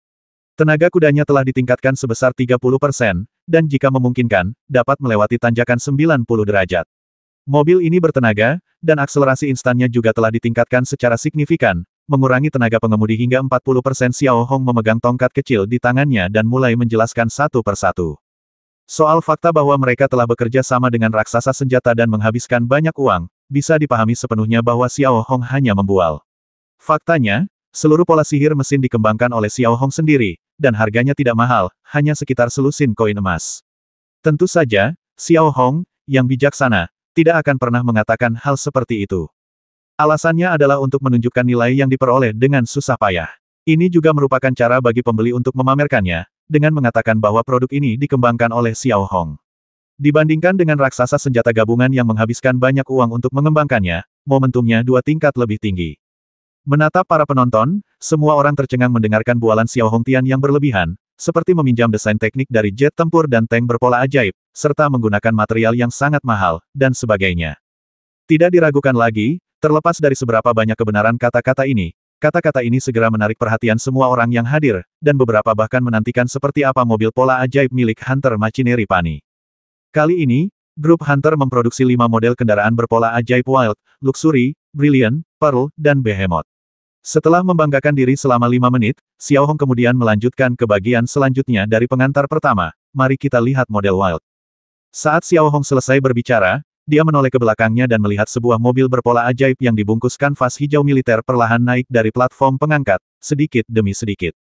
Pada saat ini, hampir semua orang yang hadir memusatkan pandangan mereka pada kanvas, berusaha sekuat tenaga membayangkan seperti apa bentuknya. Xiao Hong juga tidak berkata apa-apa. Ia sengaja memperlambat langkahnya, berjalan ke mobil berpola ajaib, meraih salah satu sudut kanvas, dan langsung menariknya. Yang langsung menarik perhatian orang-orang adalah warna merah menyala yang menyala-nyala. Tinggi bodi mobil mencapai 2 meter, bodinya agak lebar, dan tepi serta sudutnya jelas. Seluruh desainnya sepenuhnya meniru desain tank berpola ajaib. Berat dan megah. Pada dasarnya, tank ini merupakan versi lebih kecil dari tank berpola ajaib tanpa meriam utama. Bodi mobil dibalut dengan lapisan baja tebal. Wow, hampir pada saat tipe liar itu memperlihatkan jati dirinya yang sebenarnya, suara seperti itu mau tidak mau terdengar dari atas kursi. Pada dasarnya, setidaknya di Yong'an Star, ini adalah pertama kalinya mereka melihat mobil berpola ajaib yang dirancang seperti ini. Seluruh mobil berpola ajaib itu hanya dipenuhi satu elemen, yaitu liar dan penuh momentum maskulin. Dibandingkan dengan kendaraan berpola ajaib konvensional, ia seperti prajurit pasukan khusus yang bersenjata lengkap. Melihat Huang Molin yang duduk di barisan depan, ia tak bisa diam sejenak ketika melihat mobil berpola ajaib dengan desain yang begitu megah. Rasa nyaman yang ia rasakan saat datang ke sini lenyap begitu saja, apalagi ketika melihat tatapan takjub orang-orang di sekitarnya. Apalagi mobil bercorak ajaib semacam ini memang sepenuhnya ditujukan bagi para pria muda yang energik.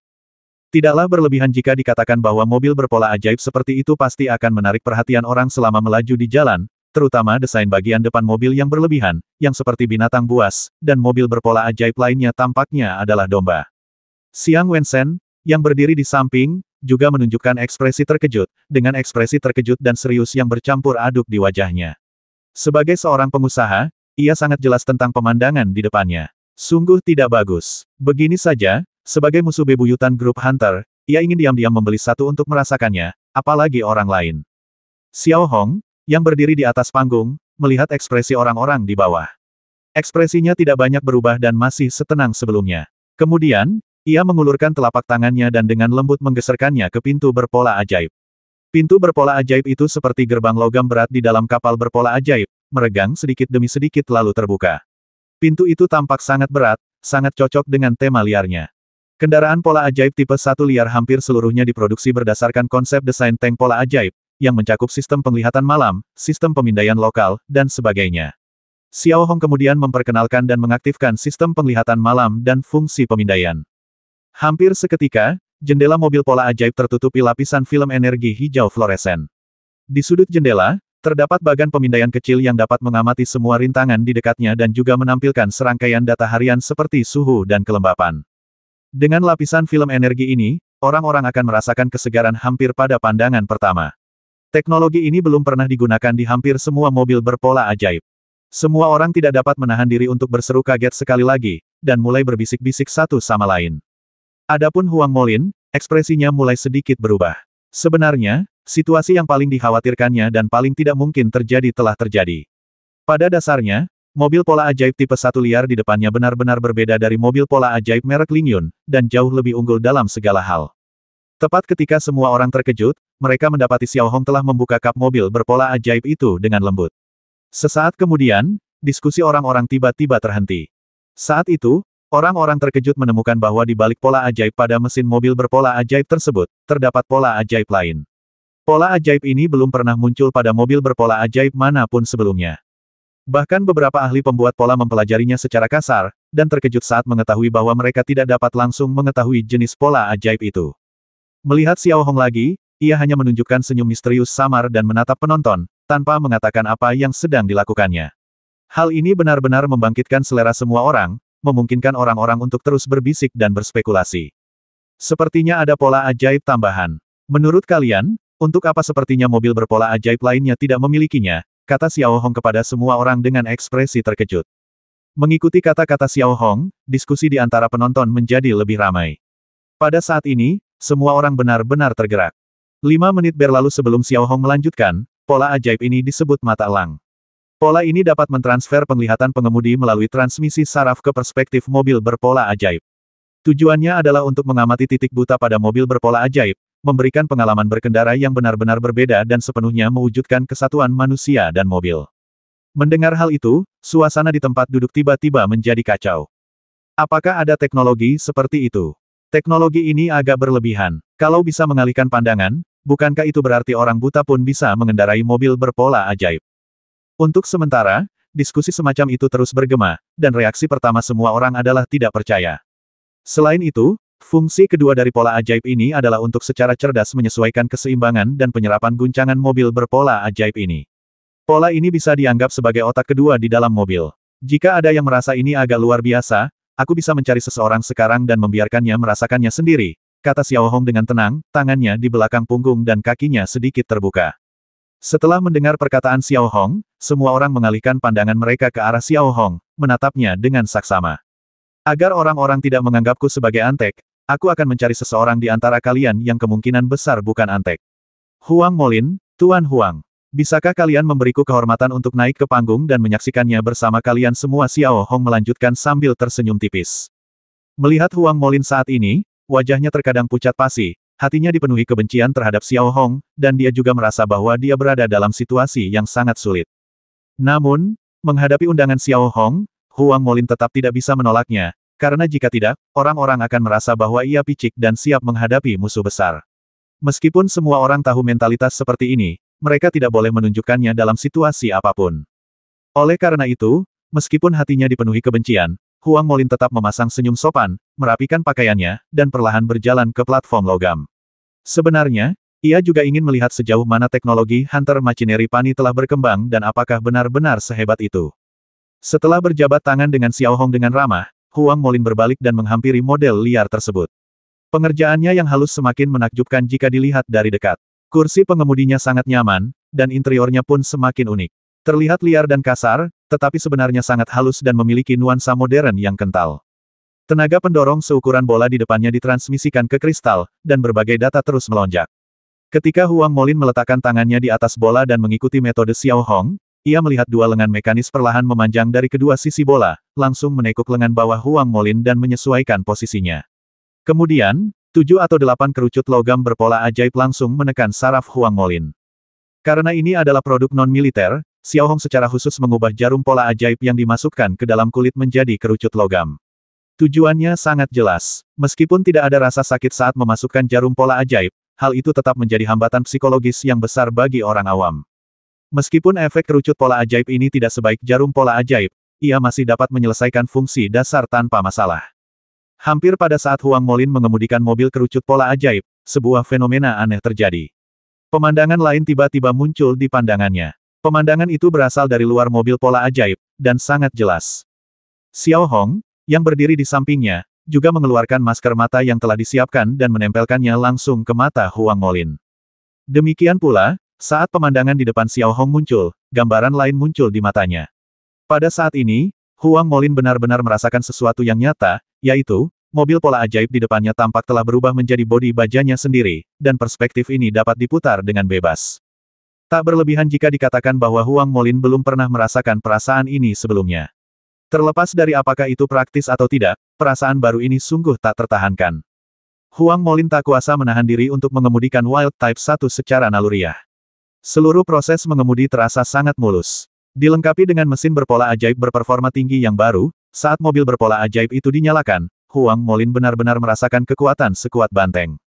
Perasaan paling nyata yang ia rasakan adalah tak ada yang bisa menghentikannya. Sesuai dengan namanya, ia menginspirasi sisi liar tubuh manusia. Meskipun dia tidak punya perasaan baik terhadap Xiao Hong dan bahkan membencinya sampai ke akar-akarnya, setelah hanya mengendarai beberapa putaran di platform logam raksasa itu, Huang Molin benar-benar jatuh cinta pada pria liar ini.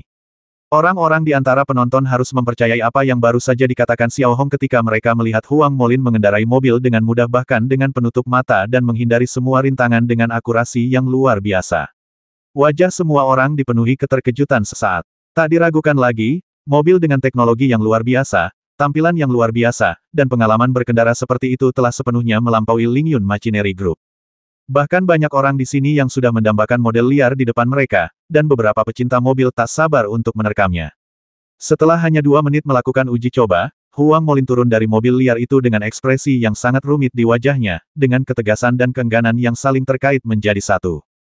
Pada saat ini, Huang Molin menatap Xiao Hong seolah-olah dia sedang menghadapi musuh yang tangguh. Selain fungsi-fungsi yang disebutkan di atas, grup Hunter juga memberimu sedikit kejutan, kata Xiao Hong sambil mengeluarkan kunci pola ajaib dari Wild Type 1. Ia melihat ujung kunci pola ajaib itu dihiasi lingkaran logam. Di bawah pantulan sinar matahari, pola-pola heksagonal samar-samar terlihat. Lingkaran logam pada kunci pola ajaib ini, bahkan 2 logo di bagian depan dan belakang Wild Type 1, semuanya terbuat dari paduan 100% mikron, lanjut Xiao Hong lembut. Membujuk. Saat Xiao Hong mengatakan ini, atmosfer di kursi kembali meledak. Mereka tahu apa itu paduan mikron. Itu adalah logam paling berharga di alam semesta Tiger.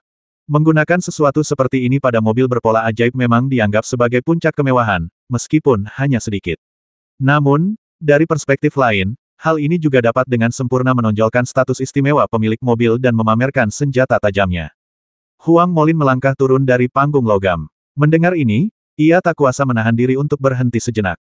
Tak diragukan lagi, meskipun itu hanya kejutan kecil, itu bagaikan sedotan terakhir yang mematahkan punggung unta, mendorong grup Ling Yun ke jurang keputusasaan. Kemudian muncullah kutipan untuk mobil berpola ajaib ini, berkisar antara 1.000 koin emas hingga 2.500 koin emas, tergantung konfigurasinya. Tidak peduli dipel manapun, mobil berpola ajaib dengan harga seperti ini sudah merupakan kemewahan mutlak, tetapi semua orang di sini sama sekali tidak menganggapnya mahal, karena saat ini mereka benar-benar merasa bahwa harganya sepadan. Namun, kerumitan pengerjaan mobil berpola ajaib semacam ini dan persyaratan detail komponennya di luar imajinasi orang awam. Oleh karena itu, sekarang hanya ada 100 mobil berpola ajaib semacam ini, lanjut Xiao Hong. Nyatanya, Xiao Hong berbohong.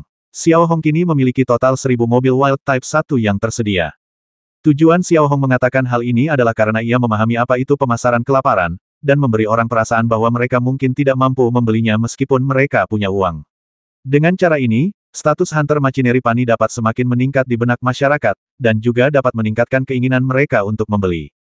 Saya merasa sangat keren saat mengendarainya. Xiao Hong kemudian mulai memperkenalkan model-model mobil berpola ajaib lainnya. Dapat dikatakan bahwa setiap model memiliki ciri khasnya sendiri, entah mewah dan berkelas, atau segar dan cerah, masing-masing dengan karakteristiknya sendiri. Kisaran harganya juga mencakup kelas menengah, kelas atas, dan kelas bawah. Orang-orang di antara penonton menonton dengan mata berbinar-binar, terutama karena setiap mobil berpola ajaib memiliki teknologi uniknya sendiri, yang membuka mata orang-orang. Tak diragukan lagi, kali ini Hunter Machinery Pani benar-benar sukses. Pada dasarnya, beberapa penjual mobil berpola ajaib besar telah menginstruksikan asisten mereka untuk menyiapkan pola ajaib penyimpanan emas dan siap memesan setelah konferensi peluncuran produk baru selesai. Bahkan banyak orang muda yang kaya raya, telah sepenuhnya mengarahkan pandangan mereka pada Wild Model, yang pastinya merupakan mobil berpola ajaib impian mereka. Sekarang, izinkan saya memperkenalkan produk terakhir dari peluncuran produk baru ini, Big Mac. Ini adalah kendaraan berpola ajaib jenis transportasi baru yang dikembangkan oleh Hunter Machinery Pani. Karena platform logamnya terlalu kecil, silakan lihat ke sana. Xiao Hong melanjutkan, dan mengarahkan tangannya sedikit ke belakang kerumunan. Bab 620 Ekspansi Militer. Saat semua orang melihat ke arah yang ditunjuk jari Xiao Hong, mereka melihat monster raksasa tiba-tiba muncul di belakang mereka. Monster itu adalah truk barang raksasa berpola sihir dengan bodi hitam pekat yang tampak penuh kekuatan dan ketangguhan. Sebelum semua orang sempat terkagum-kagum, mereka melihat 4 lengan mekanik yang kuat muncul di kedua sisi raksasa itu. Mereka kemudian mengangkat kendaraan pengangkut berpola ajaib raksasa itu sedikit demi sedikit, lalu berjalan ke arah semua orang seperti reptil. Tidaklah berlebihan jika dikatakan bahwa ketika melihat pemandangan seperti itu, mulut semua orang terbuka sedikit, tidak tahu harus berkata apa. Kendaraan pengangkut pola ajaib ini dapat dikendarai dengan cara konvensional, atau dapat bergerak lambat menggunakan kaki mekanis ini. Keunggulan kaki mekanis ini adalah ketika kendaraan pola ajaib terjebak di medan yang kompleks, ia dapat keluar sendiri tanpa bantuan, dan juga dapat mengatasi beberapa medan kompleks yang tidak dapat dilalui oleh kendaraan pengangkut pola ajaib. Selain itu, saya telah melihat peta lalu lintas Yong'an Star sebelumnya, dan menemukan bahwa ada banyak jalan pintas yang tidak dapat dilalui oleh kendaraan pengangkut pola ajaib. Alasannya adalah karena ada bagian jalan yang sangat terjal. Namun dengan menggunakan Big Mac, tidak perlu khawatir, dan daya angkutnya juga 2 kali lipat dari kendaraan pengangkut pola ajaib konvensional dengan ukuran yang sama. Xiao Hong memperkenalkan kepada semua orang kata demi kata, sambil memegang tongkat kecil. Tak seorang pun menjawab, masih memandang raksasa di kejauhan dan 4 mobil berpola ajaib di belakang Xiao Hong. Satu hal yang benar-benar pasti, kebangkitan Hunter Machinery tidak dapat dihindari. Peluncuran produk yang awalnya dijadwalkan 1 jam, tiba-tiba diperpanjang menjadi 2 jam. Ketika Xiao Hong mengumumkan akhir acara dan turun dari panggung, ia mendapati bahwa, kecuali Huang Molin dan Xiang Wensen, hampir semua orang telah bergegas mengelilinginya, dengan satu tujuan membeli mobil bermotif ajaib ini. Di antara mereka ada penjual mobil berpola ajaib dan sejumlah anak muda kaya. Sebagai tanggapan, Xiao Hong hanya mengulurkan tangan dan menjawab dengan lembut, penjualan bukan tanggung jawab saya. Besok pagi, Anda bisa menemui Wan Nai, Direktur Hunter Machinery Group, untuk memesan. Setelah mengatakan itu, Xiao Hong membuat beberapa gerakan ramah kepada semua orang, dan kemudian memasuki versi mewah dari mobil pola ajaib yang diproduksi oleh Hunter Machinery Pani. Seluruh mobil berpola ajaib ini dicat abu-abu keperakan dan terbuat dari logam mulia. Bodi mobil ini memberikan kesan bermartabat kepada penggunanya. Saat mobil berpola ajaib ini melaju, sebuah patung kecil yang terbuat dari paduan mikron di bagian depan bodi mobil perlahan muncul dari dalam mobil. Patung itu adalah seorang pemanah centaur dengan anak panah yang mengarah lurus ke depan. Hanya dari patung paduan mikron kecil ini, orang dapat dengan jelas melihat betapa berharganya mobil berpola ajaib ini. Saat itu, Xiao Hong sudah mengalihkan perhatiannya ke Wang Chuan. Ia melambaikan tangan kepada Wang Chuan, mengisyaratkan Wang Chuan untuk masuk ke dalam mobil, lalu menyuruh pengemudi untuk mengemudikan mobil berpola ajaib itu pergi. Melihat Xiao Hong pergi, semua orang hanya bisa masuk ke mobil pola ajaib mereka masing-masing dan bergegas menuju lokasi Hunter Machinery Pani untuk bersiap memesan. Wang Chuan, yang berada di dalam mobil pola ajaib, sudah mulai melihat bagian dalam mobil pola ajaib, seolah-olah dia telah memasuki istana kecil. Wang Chuan bisa dibilang belum pernah melihat banyak mobil mewah bermotif ajaib seperti itu, terutama patung kecil berbahan paduan mikron di bagian depan mobil. Patung itu memang terlihat biasa saja, tetapi jelas merupakan alat pamer. Saya ingin tahu apa yang Tuan Hong ingin temui saya setelah beberapa saat, Wang Chuan bertanya dengan nada penuh hormat. Lihat ini, kata Xiao Hong, lalu meletakkan sebuah tas benang emas yang indah di tangan Wang Chuan. Wang Chuan agak terkejut melihat tas berhias benang emas seperti itu. Ketika ia membuka tas itu, raut wajahnya sedikit berubah. Ia melihat sekantong berisi benda putih di dalamnya, yang ternyata adalah beras. Namun, sesaat kemudian, ekspresi Wang Chuan tiba-tiba berubah. Ia segera mengambil beberapa butir beras dan mengamatinya dengan saksama. Butiran beras di tangannya jauh lebih besar dan lebih panjang daripada beras biasa. Ia mencium aroma khas beras yang sangat kaya. Wang Chuan berkecimpung di bisnis biji-bijian, jadi ia sangat memahami beras. Intinya, ia bisa mengetahui kualitas beras hanya dengan menyentuhnya. Bahkan, Wang Chuan belum pernah melihat beras sebesar ini di hadapannya, dan kualitasnya sungguh luar biasa. Aku punya 1 juta ton beras jenis ini sekarang, dan akan ada persediaan yang tak terbatas di masa depan. Kau bisa menjualnya dan membagi hasilnya 50-50. Uang ini gratis untukmu, tapi aku punya syarat. Yaitu, sebulan dari sekarang, aku tidak ingin melihat tanda-tanda selain Fenggu pada makanan yang bisa dibeli di pel-pel di sekitar altar. Xiao Hong memberi perintah dengan tenang, lalu sedikit mengalihkan pandangannya ke jendela. Di sekitar altar ekspresi Wang Chuan berubah saat mendengar ini, dan matanya dipenuhi keheranan. Tuan Hong, apa yang akan Anda lakukan? Wang Chuan tentu tahu apa itu altar. Itu adalah lokasi inti dari seluruh Federasi Jiadu, dan kata-kata Xiao Hong tadi jelas ditujukan pada altar. Jangan tanya dan jangan beritahu siapapun, kalau tidak, kau takkan selamat sampai menit berikutnya. Ingat, kau hasilkan kekayaanmu, dan lakukan apapun yang kuperintahkan. Ini perjanjian kita sebelumnya. Aku akan memastikan kau aman. Xiao Hong menjawab dengan lembut. Pada saat yang sama, mobil pola ajaib itu berhenti di depan pintu markas grup Hunter. Xiao Hong tidak berkata apa-apa lagi, dan berjalan perlahan menuju halaman markas Hunter. Saat ini, Xiao Hong sudah memulai rencananya melawan altar suci dan bahkan Hei Zesen. Tugas pertama Xiao Hong saat ini adalah mendapatkan penunjukan baru sebagai kepala pengurus bintang Vatikan dalam waktu setengah bulan. Xiao Hong bertekad untuk mendapatkannya. Selama ia bisa mengendalikan bintang Vatikan, bersama pasukan pinggirannya sendiri, Xiao Hong tak akan lagi menjadi semut yang terisolasi dan tak berdaya seperti sebelumnya. Setidaknya ia punya modal untuk bertarung. Sekembalinya ke kabin, Xiao Hong dengan santai menyantap sesuatu, sama sekali tidak terlihat seperti orang super kaya dengan triliunan koin emas. Setelah makan sederhana, Xiao Hong kembali ke tempat latihan untuk menjalani latihan yang membosankan dan monoton ini. Pada saat yang sama, di pangkalan militer Xiao Yun, Torpe, Lenon, dan 4 perwira tinggi kekaisaran Jiadu lainnya, yang pada dasarnya telah pulih, meminta sejumlah uang kepada Boshan dan kemudian meninggalkan bintang Yong'an. Tidak ada yang tahu kemana mereka pergi, dan mereka pergi tanpa meninggalkan kabar apapun. Sedangkan Boshan, ia tidak terlalu peduli. Menurut Xiao Hong, mereka memiliki kebebasan penuh. Xiao Hong juga sepenuhnya yakin bahwa mereka adalah orang-orang yang menepati janji. Begitu saja, 10 hari berlalu dengan cepat, dan hanya tersisa 5 hari hingga konferensi penunjukan bintang Vatikan. Selama 10 hari ini, Xiao Hong sebagian besar melakukan persiapan secara diam-diam. Misalnya, ia memperkuat pangkalan militer Xiao Yun dan melakukan perluasan lebih lanjut. Ia juga mulai merekrut penjaga, mengumpulkan pengendali pola tingkat tinggi, dan bahkan pembuat pola dari bintang Yong'an dan bintang Yufu. Singkatnya, ini ekspansi. Pada saat yang sama, selama 10 hari ini, sekelompok mantan prajurit Gadu, yang dipersenjatai dengan surat pengantar dari Torpe, Lenon dan lainnya, memutuskan untuk bergabung dengan tentara Hunter. Orang-orang ini pada dasarnya terbagi menjadi 2 jenis. Jenis pertama adalah prajurit cacat, dan jenis lainnya adalah prajurit pensiunan. 3 hari setelah Torpe pergi, mereka mulai berdatangan satu demi satu, dan sekarang totalnya menjadi 1000 orang. 200 di antaranya adalah mantan pilot andalan yang memiliki surat pengantar dari Torpe. Kebanyakan orang-orang ini memiliki tingkat daya dorong di atas tingkat master, atau tingkat daya dorong mereka relatif rendah, tetapi mereka adalah anggota staf yang sangat diperlukan dalam sistem komando. Dari sini, pada dasarnya dapat dilihat bahwa Torpe dan Lennon benar-benar menganggap kelompok Hunter sebagai rumah mereka dan merekrut prajurit di seluruh Kekaisaran Gadu. Xiao Hong tidak berkomentar apa-apa tentang hal ini. Ia menerimanya sepenuhnya dan menyembuhkan semua prajurit yang cacat tepat waktu. Siang harinya, Xiao Hong, yang telah mengumpulkan lebih dari 50 orang lagi, perlahan berjalan keluar dari gedung Logam No. 1. Saat itu, Xiao Hong dengan jelas melihat Torpe telah kembali ke desa Xiao Yun bersama 100 orang.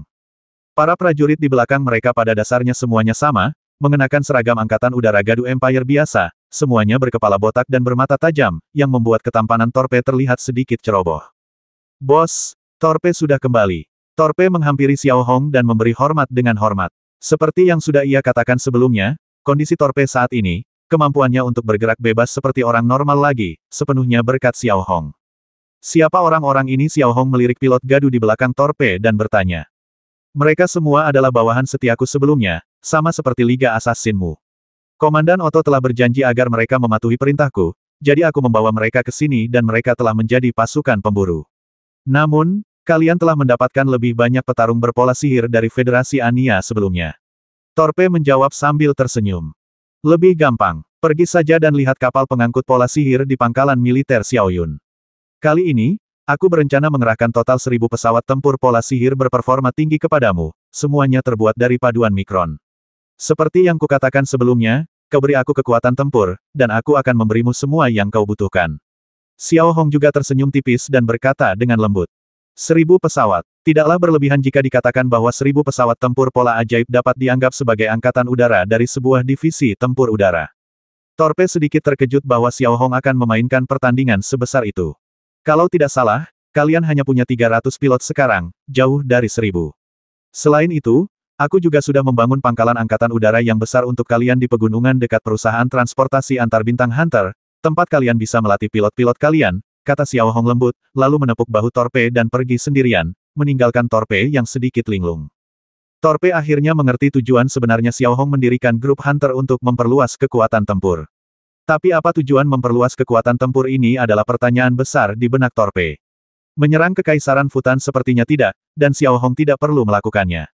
Jadi, apa sebenarnya yang dilakukan Xiao Hong mengancam Kekaisaran Jiadu bahkan lebih konyol lagi. Xiao Hong dan Otto berteman baik. Selama masih dalam batas kewajaran, tak ada yang tak bisa ia minta dari Kekaisaran Jiadu.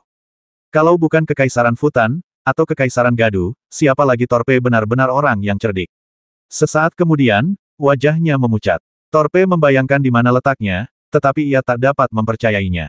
Melihat sosok Xiao Hong berjalan menjauh, dia tidak berbeda dari orang biasa, tetapi pada saat ini, Torpe tampaknya melihat rencana besar dan tersembunyi jauh di dalam hati Xiao Hong. Selain 1000 pejuang pola sihir, Xiao Hong juga mengalokasikan 5000 set baju zirah pola sihir Predator 2 dan 4 mesin pola sihir untuk Lennon. Di sisi lain, mereka harus memanfaatkan setiap kesempatan untuk merenovasi dan memperbaiki Perses, dan mencari setiap kesempatan untuk memperoleh kapal perang berpola ajaib. Adapun Hunter Machinery Pani, telah mulai secara bertahap menguasai pasar mobil pola ajaib di Yong'an Star dan bahkan Yufu Star, sementara Ling Yun Group melemah dengan kecepatan yang terlihat dengan mata terbuka. Hanya ada satu alasan, yaitu teknologi. Kesenjangan teknologi hampir tidak setara. Sekalipun Ling Yun Machinery Group mengejar, sudah terlambat. Yang lebih penting lagi, Hunter Machinery Pani memperluas produksinya selangkah demi selangkah. Akibatnya, Vincent Group pada dasarnya adalah satu-satunya yang bertahan di Yong'an Star. Kini, Xiao Hong memiliki hampir 3000 prajurit berkemampuan tempur, semuanya berada di level pertama atau di atas Master of Control.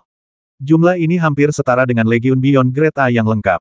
Namun, Xiao Hong tidak puas dengan ini. Alasan utamanya adalah meskipun jumlah ini dapat menantang para pengawal Tanah Suci, itu tidak cukup untuk menghabisi mereka secara instan. Kuncinya adalah adanya Hei Zesen juga. Benar saja, Xiao Hong selalu memikirkan cara untuk menghabisi Hei Zesen, tetapi dia tidak ingin kedua belah pihak menderita kerugian dan mengorbankan nyawanya demi kebenciannya sendiri. Dalam sekejap mata, 4 hari berlalu.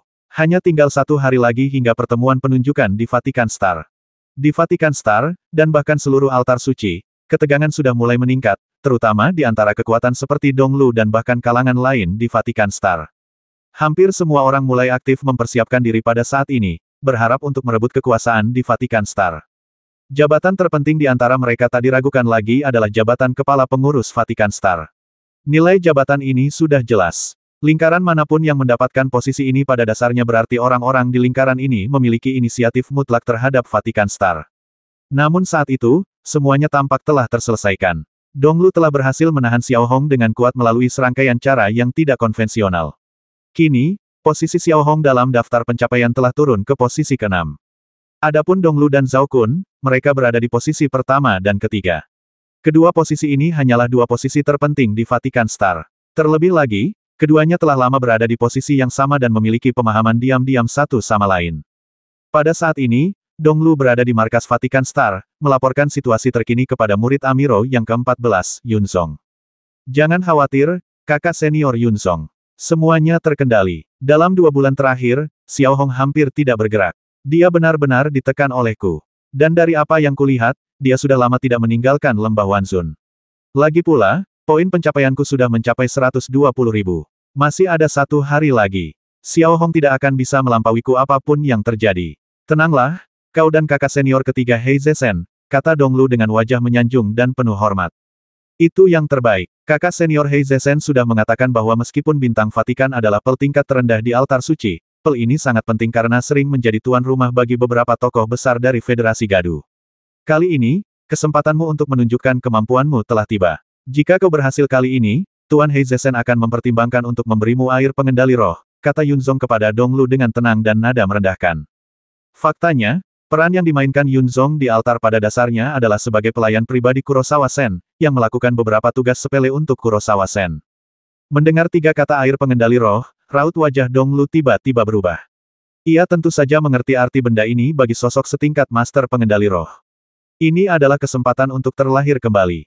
Itu juga merupakan kunci untuk memasuki bintang Amitabha. Menurut Donglu, implikasi dari perkataan Yunzong adalah selama ia bisa mengkonsolidasikan kekuatannya di Vatikan Star selama 1 tahun lagi, ia akan mampu menjadi pembalap hebat tahun depan dan menjadi pion penting Hei Zesen. Hal ini niscaya akan menjadi keuntungan besar bagi Donglu. Saudara Yunzong, tenanglah. Saya akan berusaha sebaik mungkin untuk memastikan bahwa seluruh bintang Vatikan sepenuhnya berada di bawah yurisdiksi Tuan Hei Zesen. Donglu segera mengungkapkan pendapatnya, dengan sorot mata yang redup. Meskipun kakak senior Hei Zesen tidak mengatakannya, menurutku, kau belum cukup menekan semut Xiao Hong itu. Menjebaknya di lembah Wanzun saja terlalu mudah baginya. Kau harus mengerahkan seluruh bintang Vatikan dan memeras Xiao Hong sepenuhnya. Jangan biarkan dia punya tempat berpijak di bintang Vatikan dan di altar suci, dan biarkan dia merasakan perasaan terasing, karena aku merasa muak ketika mendengar nama Xiao Hong sekarang. Yunzong melanjutkan dengan ekspresi dingin. Tidak diragukan lagi bahwa kata-kata Yunzong dimaksudkan untuk memaksa Xiao Hong ke dalam situasi putus asa. Baiklah, Donglu ragu sejenak. Memang sulit untuk sepenuhnya mengecualikan Xiao Hong.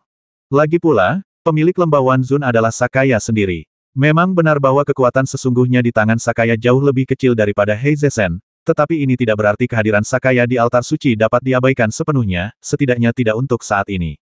Namun, meskipun demikian, Donglu tetap menjawab dengan bibir atas yang kaku, saya mengerti. Saya akan melakukan yang terbaik untuk membantu saudara senior Yunzong. Itu yang terbaik, tapi seperti yang kukatakan, kakak senior Hei Zesen, aku tidak suka orang yang tidak kompeten, kata Yunzong lembut, lalu memutuskan komunikasi.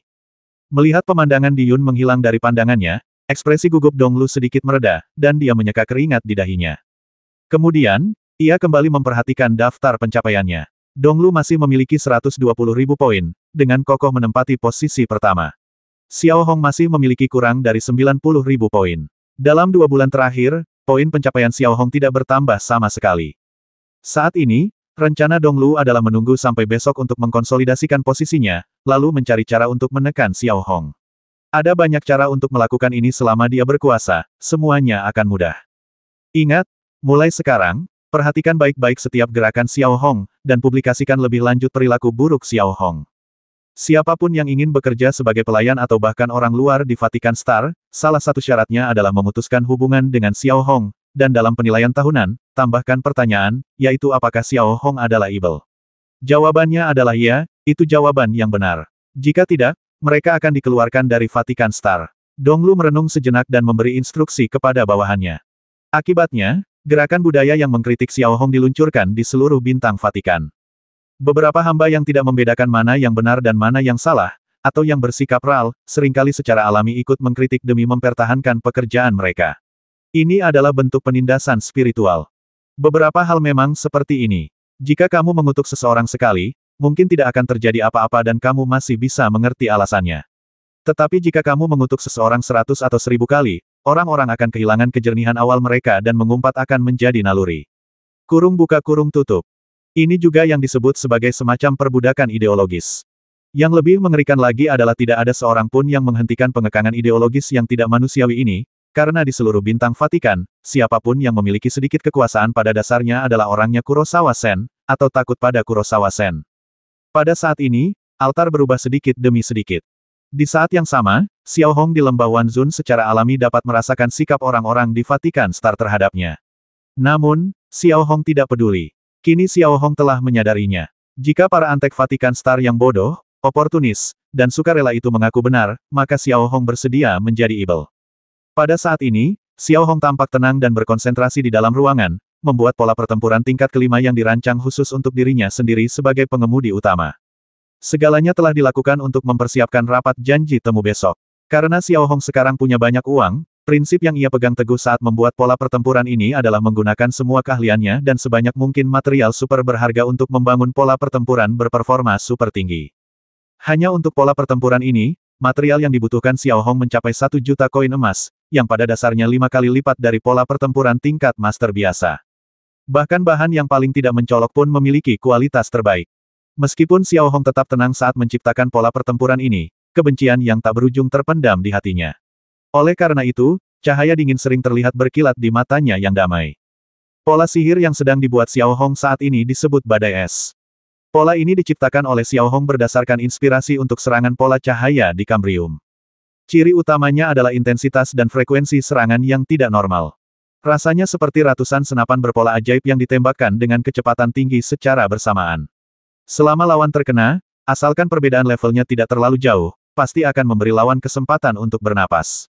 6 jam penuh berlalu, dan tibalah malam ketika Xiao Hong akhirnya selesai membuat pola pertempuran badai es, juga menggunakan teknologi bayangan 6 arah. Secara logika, jika Xiao Hong diberi sedikit waktu lagi, ia akan mampu menguasai teknologi bayangan 7 arah. Namun, Xiao Hong tidak punya banyak waktu lagi, dan besok adalah saat yang kritis. Tepat ketika Xiao Hong sedang mengamati pola pertempuran badai es dengan garis-garis biru muda di depannya, sebuah pesan tiba-tiba datang dari pola sihir komunikasi Xiao Hong. Pesannya sangat singkat berkumpul di alun-alun inti pukul 10 besok pagi. Bab 622 Situasi. Pemberitahuan tersebut tentu saja menginformasikan secara lengkap waktu dan tempat rapat penunjukan yang akan dilaksanakan besok.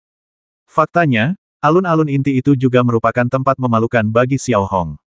Xiao Hong tidak bereaksi terlalu berlebihan. Ia tidak galak, marah, atau agresif. Sebaliknya, ia dengan lembut mengambil peta inti. Xiao Hong sudah familiar dengan alun-alun inti dan sekitarnya. Satu sisi dekat dengan daerah pegunungan yang diselimuti hutan lebat dan bukit-bukit kecil. Sisi lainnya merupakan kawasan permukiman. Sebagian besar penghuninya adalah pembantu dan tinggal di bungalau-bungalau kayu. Setelah 20 menit merenung, Xiao Hongwei mengangkat interkom, raut wajahnya perlahan berubah serius. Aliansi Assassin dan kelompok elit Hunter memanfaatkan malam itu untuk bertindak. Dia juga mengobrol sebentar dengan Sakaya dan He Fang, terutama tentang hal-hal yang berkaitan dengan hari esok. Yang tidak diharapkan Xiao Honglue adalah bahwa setelah hampir 2 bulan mengoperasikan obat pemutih, He Fang, gadis kecil itu, benar-benar memperoleh 300.000 poin prestasi penuh sekaligus, dan itu setelah dikurangi penghasilan He Fang. Bahkan Xiao Hong terkejut dengan angka tersebut, tetapi ketika dipikir-pikir, ia menyadari bahwa tato pemutih yang ia berikan kepada He Fang harganya hampir sama. Namun, tato-tato itu mudah dibuat, jadi ia bisa dengan mudah membuat dalam jumlah besar. Xiao Hong bahkan tidak menghitung berapa banyak tato yang telah ia berikan kepada He Fang. Dengan total 300.000 poin pencapaian, ditambah 110.000 poin pencapaian milik Sang Lun dan hampir 90.000 poin pencapaian miliknya sendiri, Xiao Hong kini memiliki total 500.000 poin pencapaian. 120.000 milik Dong Lu tidak sebanding dengan milik Xiao Hong. Sekarang tidak dapat disangkal lagi bahwa satu-satunya hal yang kurang dari Xiao Hong adalah identitasnya sebagai seorang murid. Hanya saja Xiao Hong sudah berada di sini selama hampir setengah tahun, tetapi kecuali saat pertama kali mereka bertemu, Amiro sepertinya sudah benar-benar melupakannya. Xiao Hong tampak seperti orang yang terabaikan di sini. Yang membuat Xiao Hong agak marah adalah jika Amiro tidak tertarik padanya, mengapa dia menyeretnya ke altar sejak awal. Mungkinkah hanya kalimat itu, tidak semudah itu bergaul di bintang Ibel? Xiao Hong tidak percaya. Hanya satu alasan ini. Sekalipun Amiro bersikeras tidak menerimanya sebagai murid, Xiao Hong tak peduli. Ada jalan lain di altar. Tepat saat Xiao Hong melihat peta Alloy Square, Sang Lun terhuyung masuk, lalu memiringkan kepalanya sedikit dan melihat peta di tangan Xiao Hong. Memang benar guk-guk akan selalu makan kotoran, dan serigala akan selalu makan daging. Sang Lun melirik peta di tangan Xiao Hong dan berkata dengan tenang. Xiao Hong mengabaikan kata-kata Sang Lun. Sambil memainkan pola pertempuran badai es dengan satu tangan, matanya terpaku pada peta di depannya dan pikirannya terus berpikir. Dalam sekejap mata, hari berlalu dengan cepat dan tibalah pagi. Alun-alun inti bintang Vatikan kini dipenuhi orang. Pada dasarnya, semua murid Amiro, bahkan sejumlah kecil orang luar, telah berkumpul di sini. Selain itu, ada 1000 pengawal tanah suci yang tak tergantikan, masing-masing mengendarai pola pertempuran atau senjata berpola, dengan mata dingin, perlahan berpatroli di pinggiran. Hampir tidak ada sedikit pun jejak emosi di mata para anggota pengawal suci mereka seperti 1000 mesin dingin. Di samping daftar peringkat poin pencapaian yang sangat menarik di alun-alun, terdapat sebuah platform yang dibangun dengan pelat logam dan kayu keras padat. Platform ini berbentuk persegi dengan panjang dan lebar sekitar 20 meter. Pukul 9.30 pagi, beberapa figur berbobot berat mulai muncul di altar. Yang pertama muncul adalah Sakaya, bersama Hefang. Lalu ada Mosu yang sangat rendah hati dan agak jujur. Adapun kemunculan Sakaya dan Mosuo berturut-turut, kecuali beberapa murid yang dekat dengan Sakaya dan Mosuo, yang lainnya buta secara selektif dan berpura-pura tidak melihat mereka. Sekarang konflik antara Saga dan Kurosawa Sen menjadi jelas karena Xiao Hong, dan ambisi Kurosawa Sen juga menjadi jelas. Menghadapi dominasi dan pikiran sempit Kurosawa Mori, yang lain tentu tidak berani terlalu dekat dengan Saga karena takut mendapat masalah. Adapun para anggota Garda Tanah Suci, mereka mengabaikan Saga begitu saja saat melihatnya. Mengikuti Saga melalui celah angkasa adalah murid kelima Amiro, Yin Luo, dan mengikutinya dari belakang adalah Elin, yang sebelumnya pernah dikalahkan oleh Xiao Hong Hai. Dapat dikatakan bahwa saat ini, Elin membenci Xiao Hong sampai ke akar-akarnya. Selain itu, Luo Xuening juga bergegas ke Vatikan Star secara khusus, diikuti oleh 2 pengawal wanita setia Luo Xuening, yang juga memperoleh izin untuk memasuki Vatikan Star. Saat ini, Luo Xuening sedikit cemas dan sangat gugup, ia tidak tahu apa yang telah dilakukan Xiao Hong selama beberapa bulan terakhir. Melihat sekeliling, Xiao Hong tidak terlihat. Kini, 9 dari 10 orang teratas dalam daftar pencapaian duduk di satu sisi panggung kayu, dan di antara 9 orang itu, hampir semuanya telah menjadi bawahan Hei Zesen. Meskipun mereka RAL, mereka tetap menghormati Hei Zesen. Hal ini tentu saja membuat Luo Xuening khawatir terhadap Xiao Hong lagi. Melihat kembali daftar prestasi, Xiao Hong masih di posisi ke-6, tanpa perubahan sama sekali. Perlu diketahui, tepat pukul 10, poin prestasi tahun ini akan dihitung. Jika melebihi 10 poin, bahkan jika poin prestasi Xiao Hong melampaui Donglu, ia harus menunggu hingga tahun depan. Selama tahun ini, Hei Zesen dan Donglu pasti akan membuat Xiao Hong sengsara. Tepat ketika Luo Xuening merasa sedikit gelisah, tiba-tiba, bintik-bintik cahaya keemasan yang tak terhitung jumlahnya muncul di samping panggung kayu dan perlahan-lahan berkumpul. Saat berikutnya, sosok Amiro perlahan muncul di samping panggung kayu. Hampir seketika wujud fisik Amiro muncul, alun-alun inti yang sebelumnya ramai dengan obrolan, tiba-tiba hening. Saat itu, semua orang mengalihkan pandangan mereka ke arah Amiro, ekspresi mereka sedikit hormat, dan mereka sedikit membungkuk kepadanya. Para pengawal Tanah Suci juga membungkuk pada Amiro sebagai tanda hormat, tetapi hanya itu yang mereka lakukan, tidak ada gerakan atau kata-kata lain yang tidak perlu. Amiro tidak menanggapi adegan ini. Ekspresinya setenang laut dalam yang tenang, dan ia hanya berjalan perlahan menuju kursi tempat Sakaya duduk.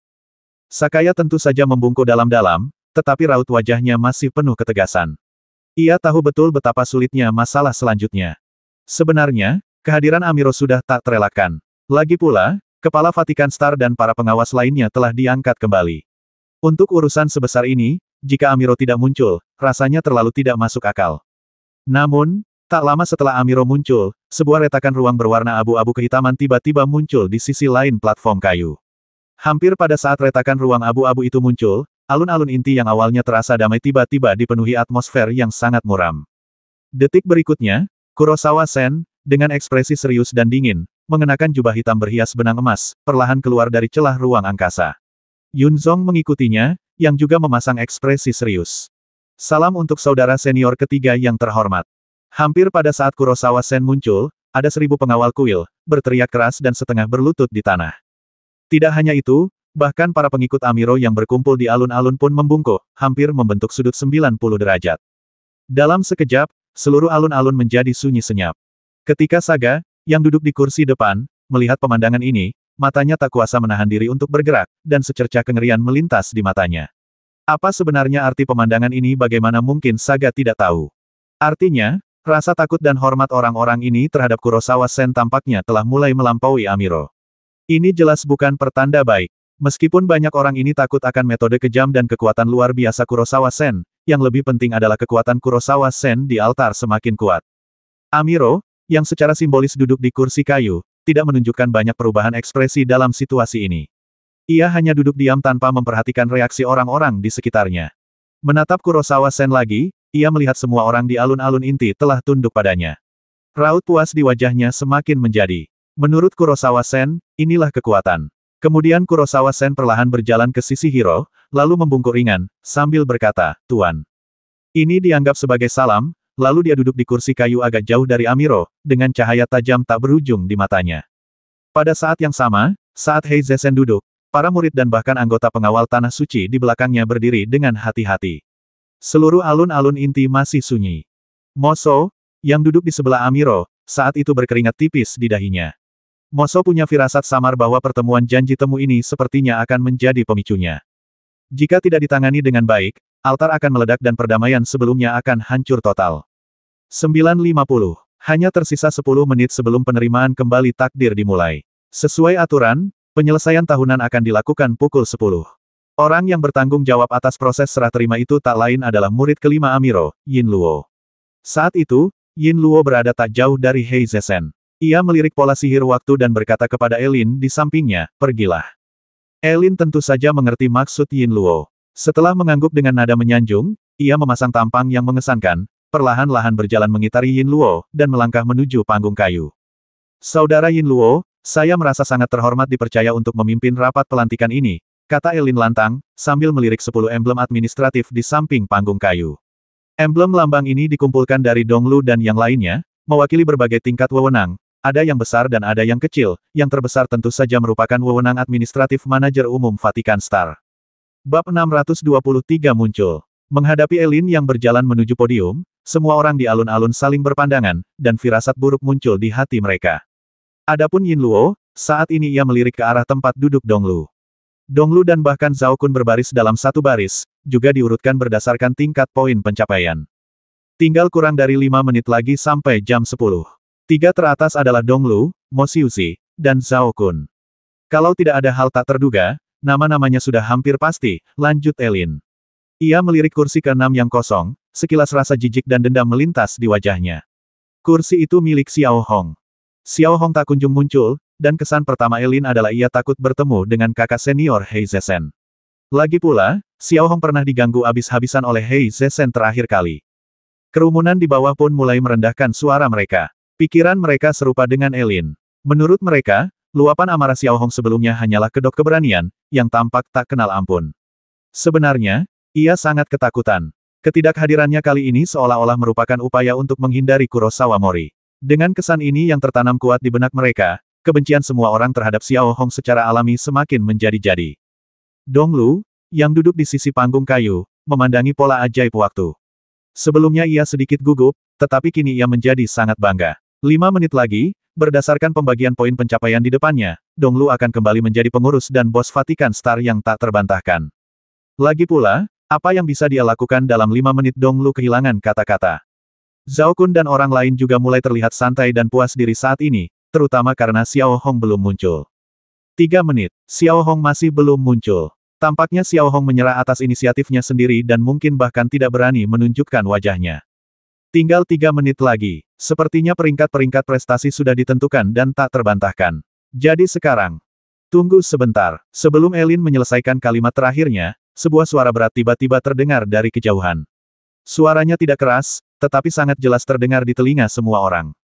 Mengikuti arah suara itu, aku melihat Xiao Hong, mengenakan gaun panjang, berjalan menuju panggung kayu di salah satu ujung alun-alun inti, tidak terburu-buru maupun lambat.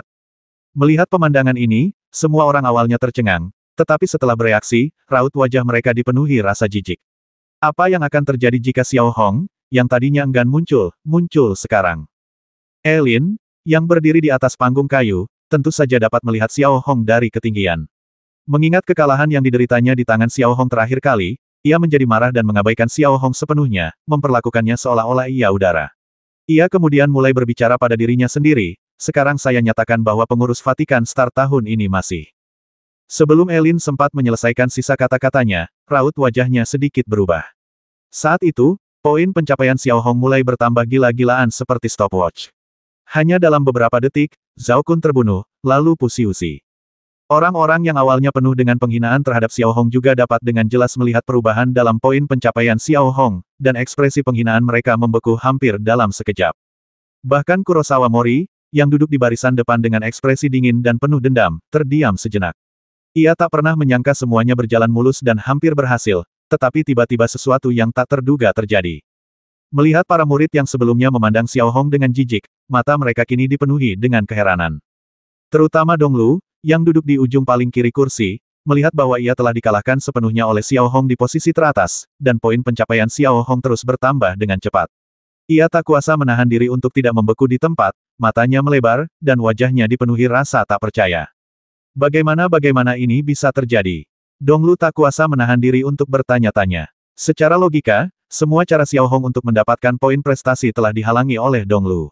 Bagaimana mungkin poin prestasinya tiba-tiba meningkat begitu cepat? Mustahil. Dalam sekejap, Donglu merasakan hawa dingin di punggungnya. Bukan hanya Donglu, tetapi juga Zhao Kun, yang duduk di sebelahnya, memasang ekspresi yang sangat buruk di wajahnya, seolah-olah posisinya tidak lagi aman. Tingkat pertumbuhan poin pencapaian Xiao Hong juga sangat aneh. Hanya 2 menit kemudian, jam menunjukkan pukul 9.59. Poin prestasi Xiao Hong telah melonjak hingga 500.000, unggul 380.000 dari Donglu. Kalau selisihnya cuma puluhan ribu, mungkin tidak masalah, tapi poin pencapaiannya beberapa kali lipat lebih tinggi dari peringkat kedua, yang agak berlebihan.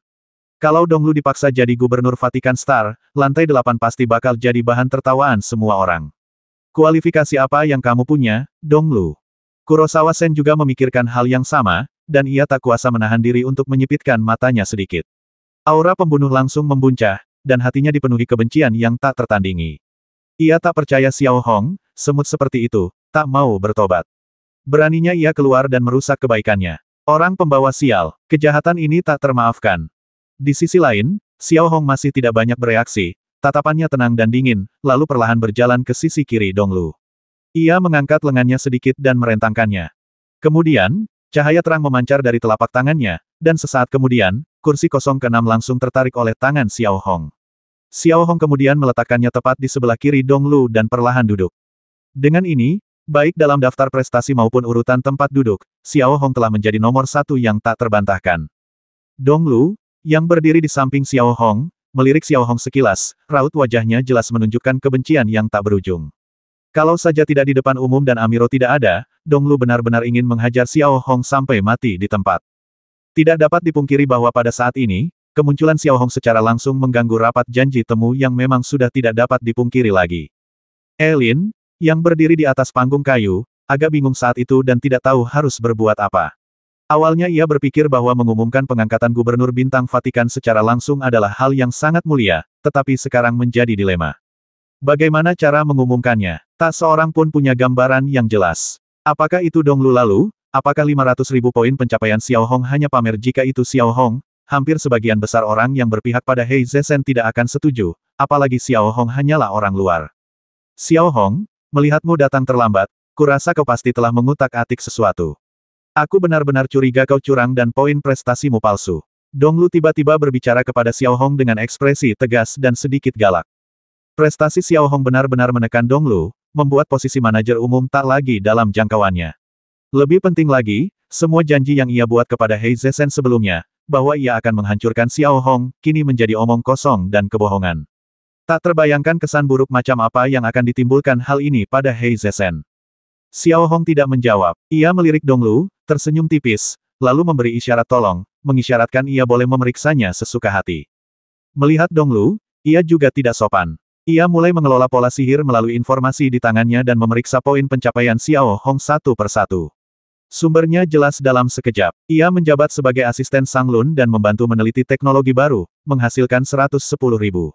Ia juga mendapatkan 300.000 yang mencengangkan dengan menjual pola obat pemutih. Semuanya jelas. Melihat informasi yang diumpan balik dari layar cahaya, Dong Lu terdiam, dan keringat sudah mengucur dari dahinya.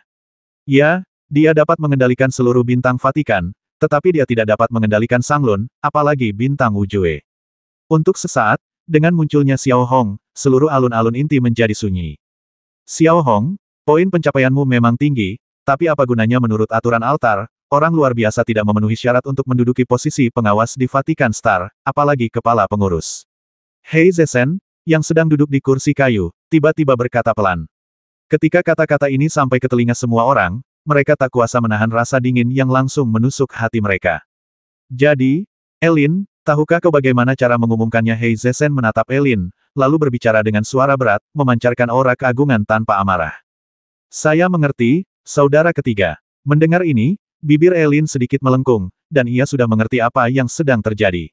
Ia kemudian mulai berbicara dengan lantang. Xiao Hong, sebagai orang luar dan orang rendahan, tidak memenuhi syarat untuk memegang posisi terhormat di bintang Vatikan Agung. Oleh karena itu, Xiao Hong akan dihapus dari daftar prestasi. Sekarang saya nyatakan. Lambat, sebelum Elin menyelesaikan pengumumannya, Sakaya tiba-tiba berdiri dan berkata, hanya karena Xiao Hong sekarang menjadi murid luar, bukan berarti dia akan selamanya menjadi murid luar. Pernahkah kau melihat seseorang dengan 500.000 poin pencapaian masih menjadi murid luar? Sambil berbicara, Sakaya segera berbalik dan membungkuk dalam-dalam di hadapan Amiro, lalu berkata dengan nada memohon, Xiao Hong telah menunjukkan prestasi yang luar biasa di altar suci dan merupakan sosok yang berani. Guru, terimalah Xiao Hong sebagai muridmu. Luo Xuening yang berdiri tak jauh dari situ, melihat Saga yang dulunya begitu tinggi, berkuasa, dan mulia, kini bersikap begitu rendah hati. Matanya tak kuasa menahan kilatan emosi yang tak terbendung. Kemudian ia menundukkan kepalanya sedikit dan menatap Mo Suo yang duduk di kursi kayu, tak bergerak, seperti orang mati.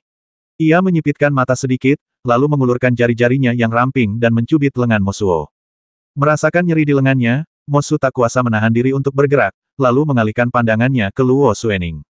Ia melihat Luo Xuening menyipitkan mata sedikit dan mengedipkan mata ke arah Sakaya, dan maknanya jelas. Sebagai tanggapan, Mo Suo melirik Kurosawa Mori, lalu memalingkan wajahnya dan berpura-pura tidak melihatnya. Melihat ekspresi malu-malu Mo Su, Luo Xuening tidak berhenti, mencubit tangan Mo Su dan memutarnya dengan keras. Mo Suo merasakan nyeri tajam di lengannya, lalu ia kembali menatap Luo Xuening, ekspresinya sedikit berubah. 350.